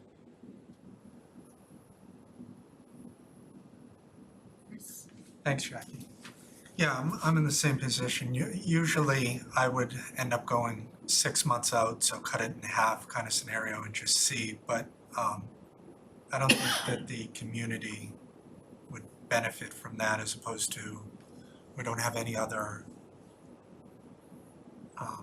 ARPA requests currently before us, you know what I mean? And we'll have $3,000 left, which is almost pointless at that juncture. So yeah, usually I'd want to put some guardrails parameters, but I think it's reasonable given the circumstances and everything explained. Yeah, I'm on the minority on this one. I think, I would be okay with half, but I don't think it's gonna go that way, so I just wanted to say that. I don't think just giving money to give money is a good policy for us, but it's a great cause, don't get me wrong. But I didn't hear enough to, what they're gonna do on the 40th anniversary. But, I don't know about inflation, what's gonna happen, hopefully the last 10, 11 months, but I would propose half, but I don't think it's gonna go anywhere, so I guess I'll go with the majority of the board. Yeah, and I guess for my part too,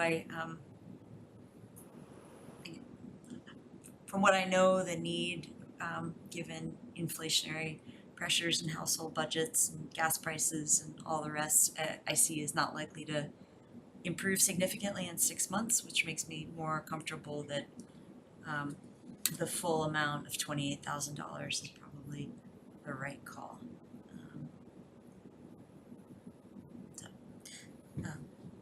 Is there? Okay, ready for a motion? Yes. Motion to approve $28,000 from previously allocated ARPA funds for the Reading Food Pantry as presented.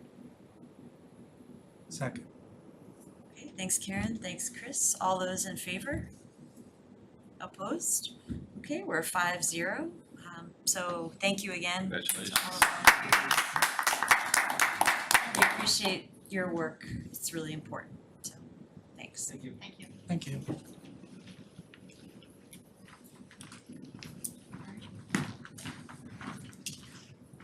Next item is to discuss a request from Jim Sullivan, our recreation administrator, to hold a second position with the town. And this is an exemption from state ethics law, section 20B. So Fidel? Thank you. I believe this is your packet. It is basically the form filed, and this is a state form, so it's not a town of Reading form. And I just wanted to give a little background on why we're doing this. It is not something that we do on a regular basis. Jim Sullivan, prior to working with us, he worked for the town of Winchester as in recreation. He has deep ties with Reading Schools Athletics. Before Winchester, he was, I believe, in Ipswich, and before that, he was in Reading. So he is very involved in Reading Schools. He's very involved in the athletic department, and it was one of the draws. One of the reasons why he did so well in the interview process. So he has been, for the last 8 years, he has been helping Tom Zaya, who is our athletics director at the school department, essentially doing events. So whether it's a basketball game, someone has to run the scoreboard. When there's a football game, he helps with the scoreboard and or security. And it is obviously events that happen at night or on the weekends. This is not something that he would that would conflict with his hours or his work in town. And just to clarify, Jim Sullivan works for the town. He doesn't do any programming on the school side. The school side has essentially his counterpart that handles all recreation athletics. So by no means will this affect his current position. This is just required under a state law. And essentially what this will allow him to do is basically hold his main position, which is with the town, and work events with the school department. This has been signed by the superintendent, it has been reviewed and approved by town council. And essentially, it's just we are at the end of the process where this is before the select board for any questions or decision. Board member questions? Yes, Karen. I'm satisfied with this, no questions.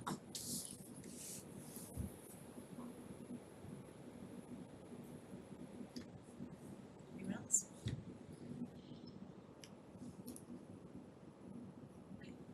So I don't see this listed as a vote on our agenda. Is that intentional or do we? So I do have a motion. I did have a motion. It's essentially to I don't have it in front of me, but what it is to accept. But it's obviously it's up to the board. It's pretty straightforward. Do you want me to read it, or we can get it on the screen if we need to? Okay. Move to approve Jim Sullivan's request to hold a second position with the town, event support for the Reading High School Athletic Department pursuant to section 20B of the state ethics law, and authorize the town manager to sign Mr. Sullivan's section 20B exemption form. Okay, thanks, Karen. Is there a second? I'll second. Thank you, Mark, for that second. All those in favor, raise your hands, please. Opposed? We're 5-0. All right. Okay, so next item is a vote to close the town warrant, or the warrant for November town meeting. Just a couple of updates before I turn it over to Fidel. I was wrong about the former Article 11 regarding the citizen petition. And after our last select board meeting, I attended the next night, September 13th, the bylaw committee, and heard that what actually happened with respect to Ms. Parr's citizen petition was that it was proposed but then tabled. And so town meeting clarified did not approve last time the petition. And so bylaws committee, which I know Carlo is the liaison to, but I attended just to hear their discussion. They tabled the item. They're still talking about the substance, the process of it, so there's still some substantive discussion there, but you see it's been removed from our updated warrant article list. I just wanted to note that. I misspoke, so glad to have that clarification. And then, of course, we know that there's a citizen's petition now listed and included in our packet that was approved, I believe, by our town clerk, by the Reading Pickleball Players Association to approve funding for a temporary pickleball courts at Simon's Way. So Fidel, would you like to walk us through at a high level? We've been through these a couple of times now. Absolutely, and I will try to breeze through them. So the warrant is in your packet, and I'll just go through the articles. Article 1 is to receive a written report. So the town moderator, as you know, has shifted to written reports as opposed to oral report. At this point, we are expecting written reports from Recalc, from Andrew with regards to MBTA communities, and from the Killam School Building Committee. And again, it's just written report for town meeting. Article 2 is instructional motions. We have not received any instructional motions yet, but that of course will remain open until the last night of town meeting. Article 3 is to amend the FY24 capital improvement program. We have presented the latest capital improvement program. I will, assuming that the board is okay with this, I will speak with our staff about Miss Nancy's request with regards to the senior center. So that's something that we'll do, but that is not handled inside the warrant. Essentially, the article is to make changes, make amendments, which we do at every town meeting. Article 4 is similar. Every town meeting has this, and it is to modify the annual operating budget. Article 5 is to pay any previous year's bills. Article 6 is kind of where we get into the meat and potatoes. So Article 6 is what we're calling the Birch Meadow Phase 2. It is a 4-part article, and it is very closely tied to the park grant that we applied for. That's a $500,000 grant from the state that would obviously greatly subsidize the project. Our capital plan has had $2 million for a long time for Phase 2. We are making one change with the previous article. I think I mentioned this to the board last time I was here, that we had $140,000 for the playground at the Rice playground at the Rice school that Joe Huggins couldn't get any contractor to bid because it's so small. So we are going to basically give that money back, if you will, and include it in Birch Meadow Phase 2, and in the hopes that, well, I mean, we feel pretty confident that if it's part of a larger project, it will obviously attract a lot more attention. We've been checking with the state about award notices. I'm glad to hear that award notices are coming through. I hope to receive more good news, and I will share them with the select board as soon as I get them.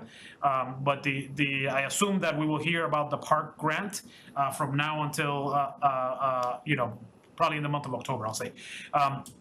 So the first item of Article 6 is to approve said borrowing for the project. Number 2, item 2 on this article is that that land, for some reason historically, it is basically divided between town land and land controlled by the town and land controlled by the schools, and it's very odd in terms of like the shapes. It was probably just historic assessor maps. So what we're doing is we are requesting to the school department that they declare that portion within the grant as surplus, and that they transfer that to the town. That of course has to go to town meeting in order to do that. So that is item 2. Item 3 in Article 6 is to, as part of this grant, there is a requirement to dedicate that land to recreation purposes in perpetuity. So essentially forever. That could include sports facility. It certainly includes everything that is on there now. And actually, we found by doing title search that a portion of that land is already dedicated. So it's not a big shift there.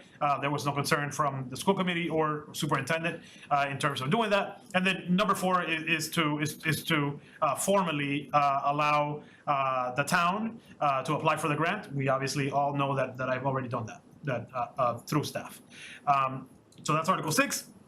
Article 7 is a 2-part article that is related to solid waste. The first one is the creation of a solid waste revolving fund, essentially similar to the recreation revolving fund or the other funds that we have in town. It is going to be a place to accept any revenue generated from this conversation that we're having about overflow bags or second toters. Of course, all revolving funds require appropriation from town meeting annually, and as you can see, it has a very specific denotion of the funds can only be used in order to pay for the additional cost of disposal of waste. So we will not be using it to fund anything aside from that. Point 2 in that article is the actual vote to move the money. As you all know, we are requesting $900,000 to purchase said barrels under free cash. Article 8 is the request to fund the additional cost for the fire truck. I emailed the select board, and it will be part of the town meeting report, that we were able to negotiate what I believe is a successful arrangement with Seagrave, which is the manufacturer of the truck. Seagrave has agreed to give us a $25,000 parts voucher that will certainly save us cost in the future. They have agreed to extend the warranty of the truck from their standard 2 years to 3 years, and they have agreed to $100 per day surcharge if they do not deliver the truck by May 31st, 2024. So the fire chief and I spent quite a bit of time with the manufacturer, and we feel that it is a deal that is gives value to the town. So that fund, Article 8, is going to be funded from surplus. So I shared with the board the good news that the Parker roof project came in under budget again, which is exciting.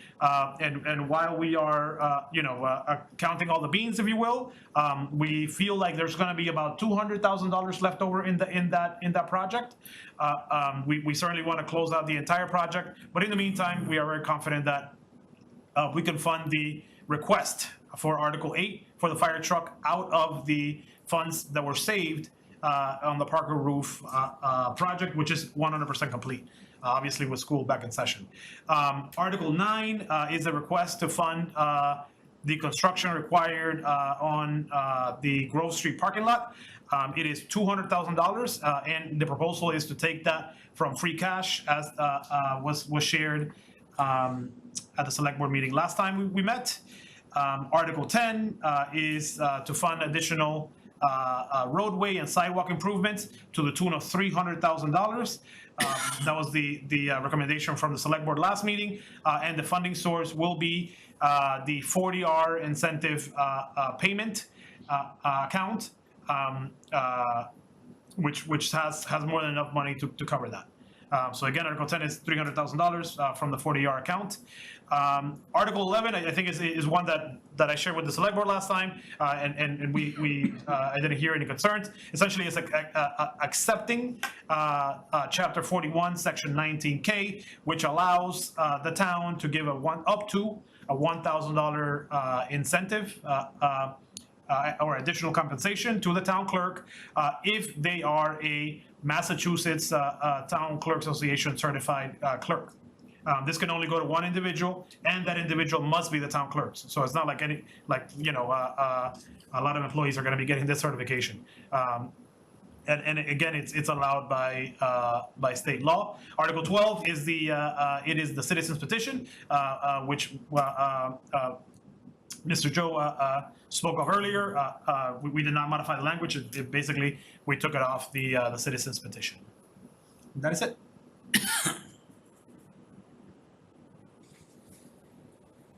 Thanks, Fidel. Questions from the board? Chris? Thanks, Jackie. So in terms of Article 3, I know at prior board meetings, it was discussed about the whole gas situation with the senior center.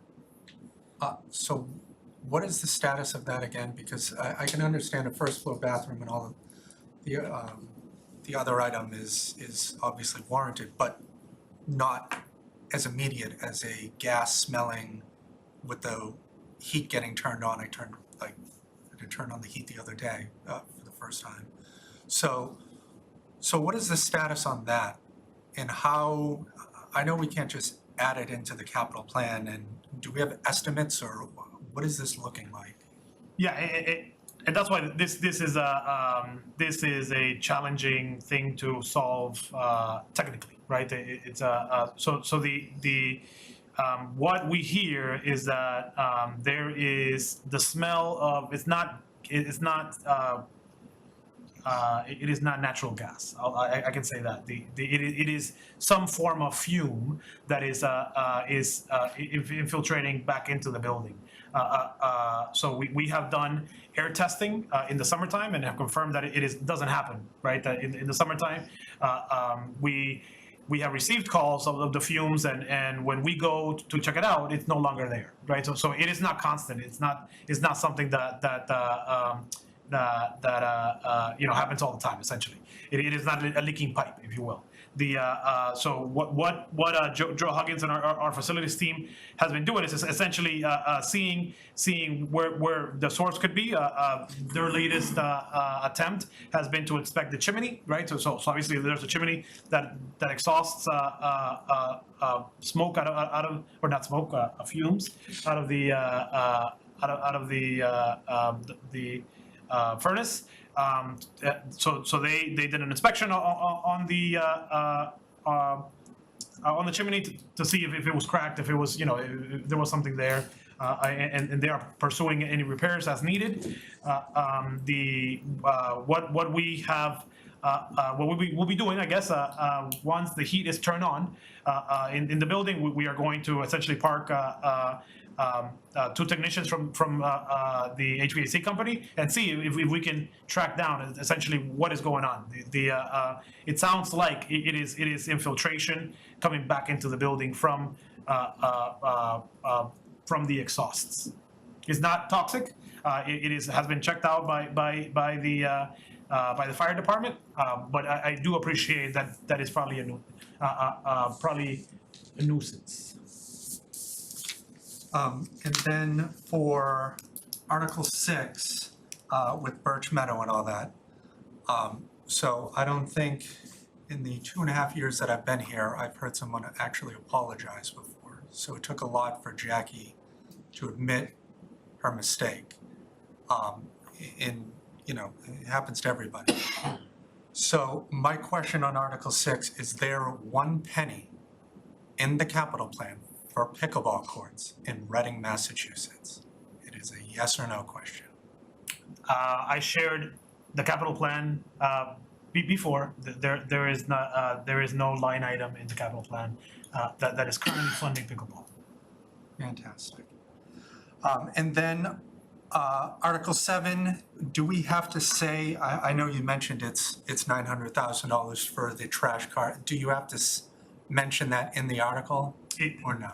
We historically in Reading have done that in the motions. So the actual amount goes in the motion, which since the last town meeting, we have been including the motions in the warrant report.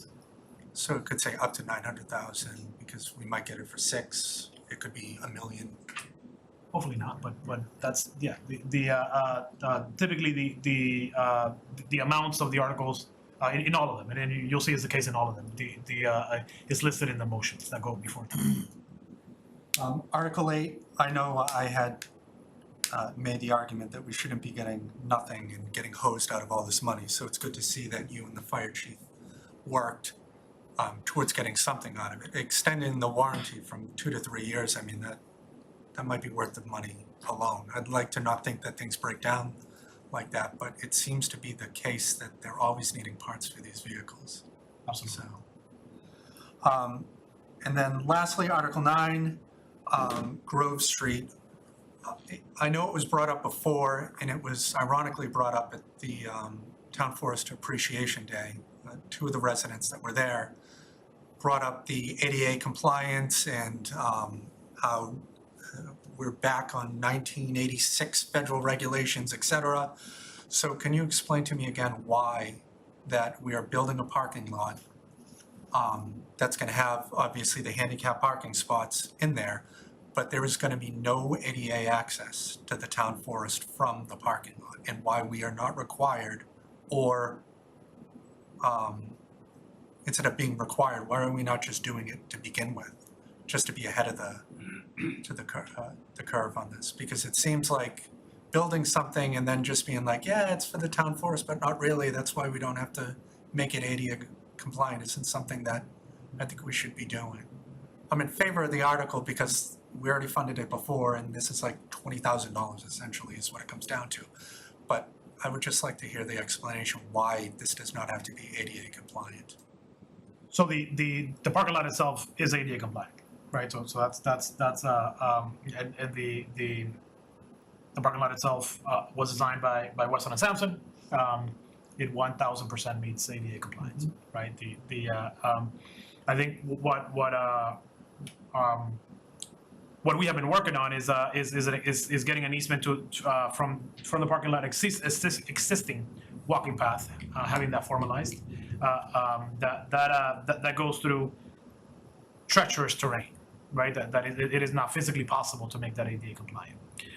Since there, we have been talking, particularly with Chuck and the Trails Committee about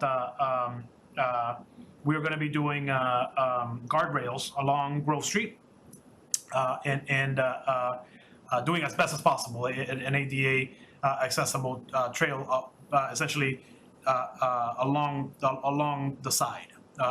We have just started those conversations.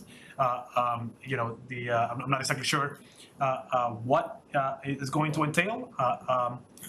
When we were going through the approvals of this, we explained that we need to allow for ADA someone with disability the option of recreation, right? And the plan all along had been to create an ADA accessible kind of walking loop, if you will, right? Not full access to the town forest, but since then we have started looking into how to do that. But it's outside of the parking lot essentially. It is on Grove Street through a different way. So hopefully in the future we can connect these. It's going to require funding for that though.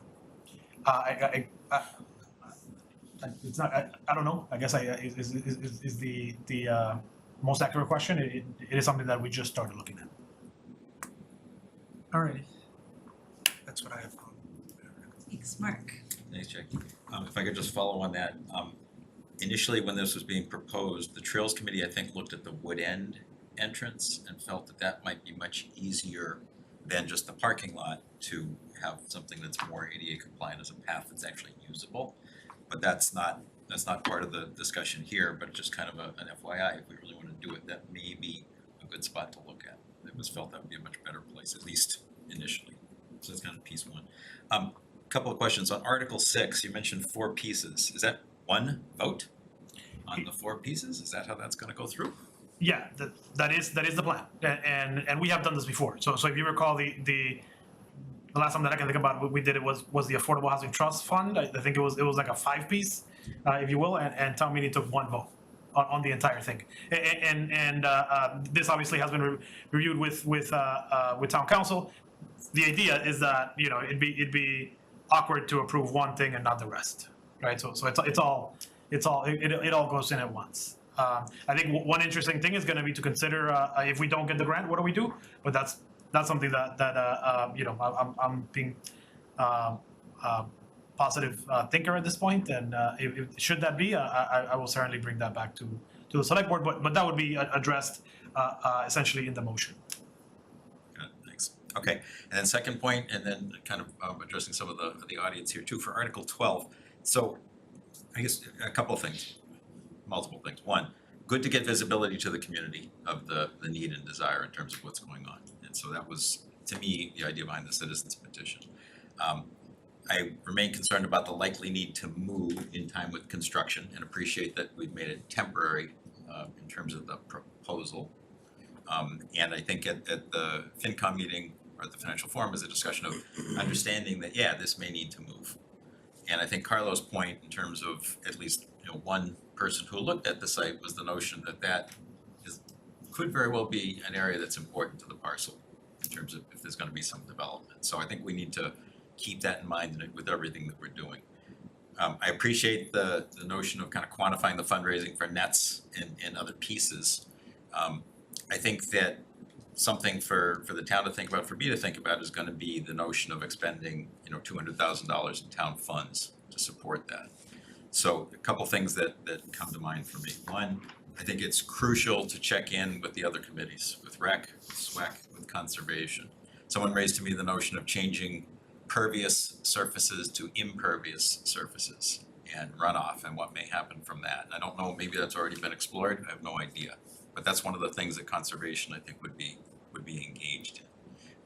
And I don't know, again, if there are other locations on the parcel that might be interesting also, parcel being Simon's Way. If there are other locations that might be interesting or not, I don't know the answer to that. So I believe as a board, because it's a citizen's petition, it goes as is. We have comments, but we can't change it. It is exactly as it is. So, you know, again, I think to me, getting visibility is great. I think there'll be questions. I think working through committees would really help get some next steps done for that. And I think that the question that I still wrestle with too is $200,000 in town funds to support that. But those are my thoughts. I'm fine with the warrant as is. Karen, point of information, are we going to go through each individual article and vote to support them or not support them?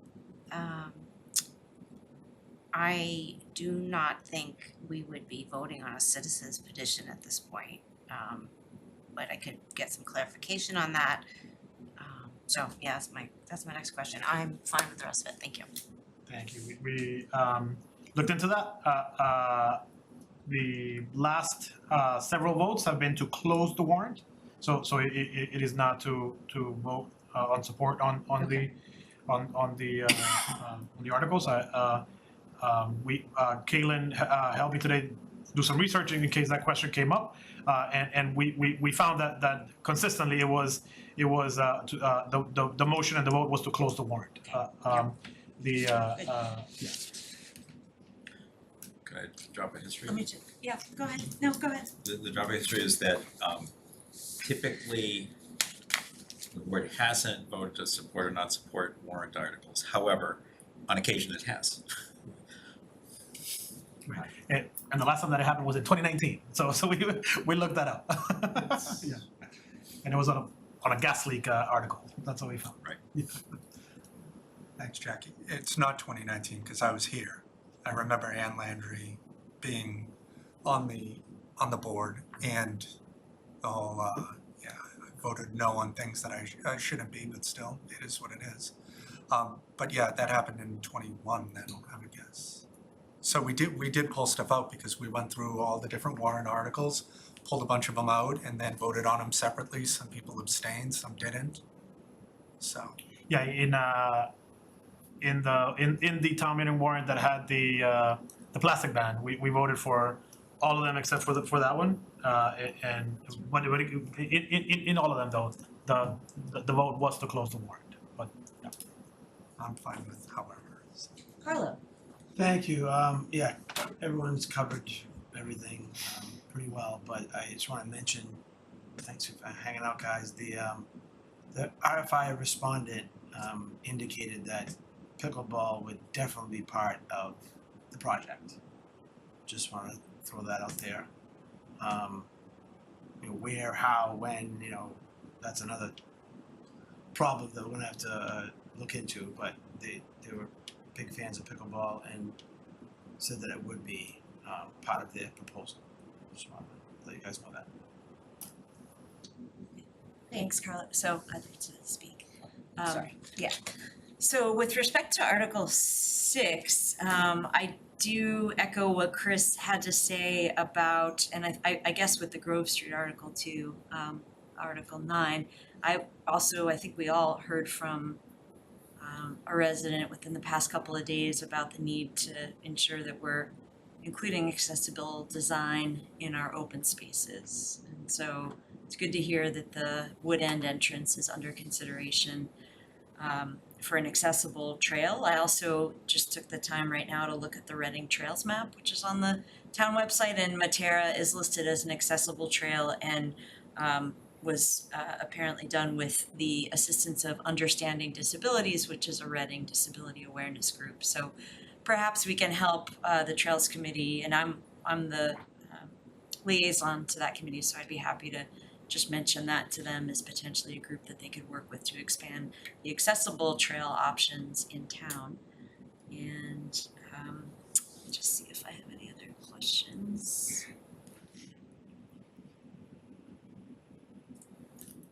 And I don't. So Karen, did you have a question? Just the motion. Okay. So before we get to that, any other questions or comments? Yes. If I could just follow up once again on Article 12, because make it abundantly clear. The land behind Burbank, the parking lot, is Burbank's right to refuse, as it is ours, but they must agree to it in the first place. I don't see what inkling they would ever give us that they're gonna allow us to do anything with that land. As I mentioned, Reading Disney World, you can put Magic Kingdom behind the Burbank Ice Arena. They have to say yes, and then we can start negotiating with them and doing all of that. I don't see where our leverage in that situation is, given the events of everything that's transpired with that. So I would just like to once again point out that it might be fantastic, they might have great RFIs might come back, et cetera, like Carlo just mentioned. They definitely want to have parking, be part of this and all that. And it's too bad. You have a lease, that's the way it goes. It's the same thing with the Green Tomato building. Why isn't there condos going up there? Because Last Corner has a lease. That's it. You have a lease, you gotta honor it, otherwise you go to court. So that's where we're at. Yeah, and my response to that is I was really encouraged to hear Ms. Manning right from her first presentation, either last meeting or the one before, acknowledge the fact that as Article 12 lists, that the item is subject to successful negotiations of a lease with the Burbank Ice Arena Authority and any required permits. So as Mark mentioned, this is part of a bigger conversation that I know the association is already starting to have with like the financial forum and others in town. So if there are no other questions or comments, Karen, do you have a motion? I do. Move to close the town meeting warrant for November, subsequent town meeting consisting of 12 articles to take place on November 13th, 2023. Thanks, Karen. Do we have a second? Second. Thanks, Mark. All right, all those in favor, raise your hand, please. Opposed? We're 5-0. So we've closed the November town meeting warrant article. Fantastic. And moving on to the next item, designate town manager as town representative for the designer selection panel for the MSBA Killam School. It looks like the language there is on page 38 of our packet. So Fidel, could you please talk us through this? Actually, if you could do it, Keelan, that'd be great. I will start speaking if that's okay? Yeah. Yes, so we are going through the MSBA process. We actually last Friday had a walkthrough with the candidates, similar to what we're doing with the RFI and what we're gonna be doing with the senior center. We're looking for a designer. That process is done in collaboration with the MSBA, the Massachusetts School Building Authority, and the Massachusetts School Building. So the OPM, the owner's project manager, was 100% our decision. It was a local decision. The designer is not a local decision. It is a decision made in partnership with the Massachusetts School Building Authority. And the reasoning that they say is that they want to make sure that they basically spread the wealth of projects among different designers. So the next step in the process is we are expecting to receive back packages from designers for the Killam School. I believe is October 18th. October 11th. And we're going to get those back. We're going to review them internally, and then the MSBA gets them as well. They review them, and then on November 7th, we have a meeting with the DSP, the Designer Selection Panel. The Designer Selection Panel requires 3 people. One is the superintendent, the other one is the town manager, and the last one is a representative of the building committee.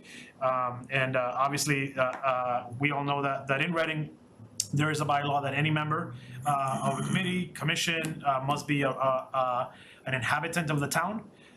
So the what we town council essentially did some research and said that the you know, it's kind of a loop, if you will, but recommended that the select board officially designate the town manager as the town representative, and that would certainly suffice to meet that general body. This is you know, it's a the designer selection panel is not something that is a town board. It is by the MSBA, and it's not something that will meet routinely. We will go to 2 meetings. The first one will be to narrow down the respondents, and then the second one will be to interview the respondents and then recommend a designer. So it'll be essentially 2 meetings, maybe a little bit more than that. So yeah, thank you. Yes, Karen? Just to clarify, I think it's 3 town representatives. 3 town representatives. Yes, so I think you said it had to be a town manager. It has to be 3 town representatives with certain parameters, and but this is perfect. We need to clarify what we do when our representative is not a town resident. I support this action. Mark? It's a quick question. So as I'm reading this, the superintendent is in the same situation. The school committee is going to do the same thing. Okay, yeah, that was my question. Okay, thank you. And I see in the memo we received from you, Fidel, back on August 15th, that the 3rd representative is typically the chair of the building committee. That's correct. Is that the case? Yeah, Okay. which is Carla Nazaro, and she obviously is a resident of, an inhabitant of the town. Okay, and then I also assume if the town is in a position where we'll need to nominate, we do that through this same process, an agenda item, and okay. All right, my understanding was so the representatives could come from the school building committee, the town representatives. I don't think they got it, I could be wrong, and we'll check it out if we ever need to, but right now we're all set if we pass this, I think. So right now we are voting for Fidel to serve on the Be a representative. design selection panel. Quick clarification. Yeah. The town manager, right? This Correct, is the ex town officio. manager. Yes, important clarification, the town manager, the title. So, Karen, do you have a motion? I do. Move to designate the town manager as the town representative on the designer selection panel for the MSBA Killam School. Thanks, Karen. Do we have a second? Second. Thanks, Mark. All those in favor, raise your hand, please. 5-0. So, thank you, town manager. And with that, I guess we'll go to page 39 or 41. Yep, future agenda items, starting on page 38. So we've got meetings October 10th and 24th. Mark, did you? Yeah, I would like to ask if the Elder Affairs group could put together a presentation, probably not for the next meeting, but whatever date makes sense, to talk a little bit about their plans related to ARPA funds. And just kind of talk about the future there, what the plans are. And just kind of get an update. I think we haven't had an update on that in quite a while. It'd be a good thing to do. I did have a chance to check in with Nancy Zimlack very briefly, just to kind of get a feel to it. I think the council also would like to get into that discussion, so that would be great. Is that in relation to the 600,000? Is that what you mean? Okay. Yes, exactly. And Mark, where are we with respect to the feasibility study? I don't know, I know it's not, Issued, published. So we have October dates for respondents that are October interested. 18th, I believe. Yep. And then what we need to do, however, is the various suggested committees and staff members need to be appointed, and we need to add to our agenda to appoint one. Probably to our next meeting, because that would be in time for the selection process. So this would be a representative from the board to serve on the designer selection committee, are those the right words? so that, we could add that to October 10th. That would be great. Okay. Please. Okay, we already know we need to add Anthony's Coal Fire Pizza to the 10th or whenever they show up. Any others? Carlo? Thank you. Not an agenda item per se. I was just curious on, we talked about the parking kiosks briefly. Maybe an update in the next month or so, if someone could pull numbers on parking enforcement, how it's been going versus we didn't have a full-time parking enforcement officer. Kind of glad the kiosks keep getting delayed, honestly, just to give us more breathing room and, hopefully, I don't know if implementing them in the winter is the greatest idea, in my opinion, but, we'll see what happens.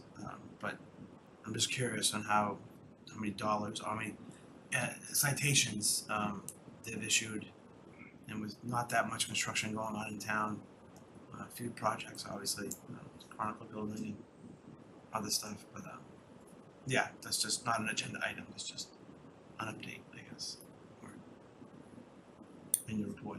Can I ask related to that just for a second? So you're thinking in general as well as specific to that lot, or? No, Just in general? No, just in general. Sorry, no, in general. Got it. In general. Okay, thanks. Not those lots. Okay, thanks. Karen? Yeah, could we pick a time in November, December, early December to invite the Reading Ice Arena Board and our designee to come in? They will be submitting their financials for the fiscal year ended 6/30/22 on November 1st, unless they do it earlier. And it's about a year since we last had them come and talk to us. So we said we would do it annually, it's just, so we can be flexible at any of those meetings. Others? Okay. Alright, and then, yes, Are we still having a meeting on the 5th or 6th or whatever of October? Didn't that get put out there? so that's, I believe Fidel polled,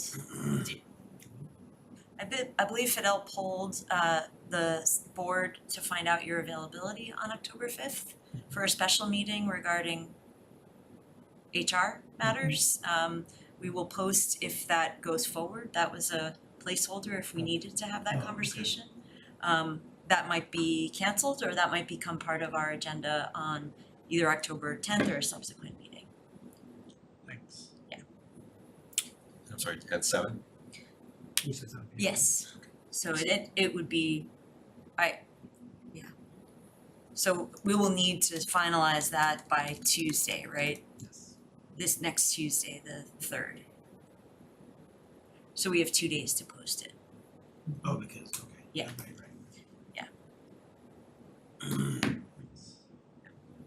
Just planning for scenarios, so. And I have a question on Yeah. the October 24th meeting. That is the night we're gonna vote on tax classification, right? It's not just a presentation. No, that is typically the vote. Okay. Yeah, so, It is typically just presentation then vote. Yeah. I may be out of town, but I'll zoom in. and for now, should we keep, I'm thinking for now, we keep the Meadowbrook Golf Course Lot 5 on October 24th? Is that- Sure. Yeah, okay, yeah. All right, Hopefully we can talk about it then. yes, hopefully. Okay. Sure. So with that, I think the only two remaining items are to approve the meeting minutes from August 23rd, 22nd, and September 12th. I had small edits to both. First- Okay, these are Jackie's edits, which are the only ones I received. So I believe just- it was- Yeah, Sorry. Thanks, Caitlin. I just corrected Ann Mark's name. Ann was the representative from Reading Compost. I also wanted to correct in the town manager report that I don't believe Fidel described the water tank project as being complete, but that the water tank is complete. There are definitely still upcoming activities there, as I can attest. So those are, Corey, what's the correction on Ann Mark? It looks like Yeah, it it says looks Ann like Mark. it was Mary, Anne Mary. Oh, was- okay. So it's Got it. Ann Mark. The Y is crossed out. Thank you. Yes, yeah. Thank you. I thought her name ended in an E. I think I'm Eric.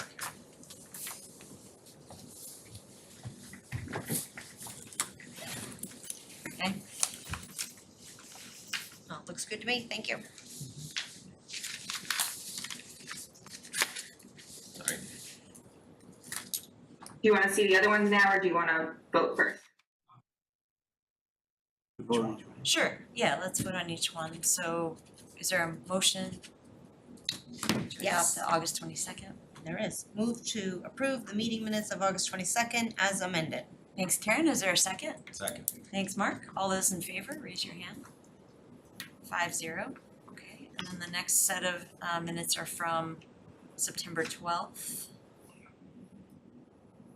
And these are Jackie's edits again, the only ones that I received, and I believe it was just this right here in the beginning.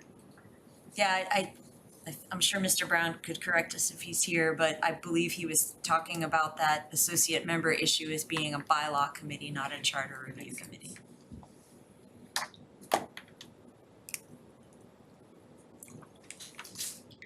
Okay.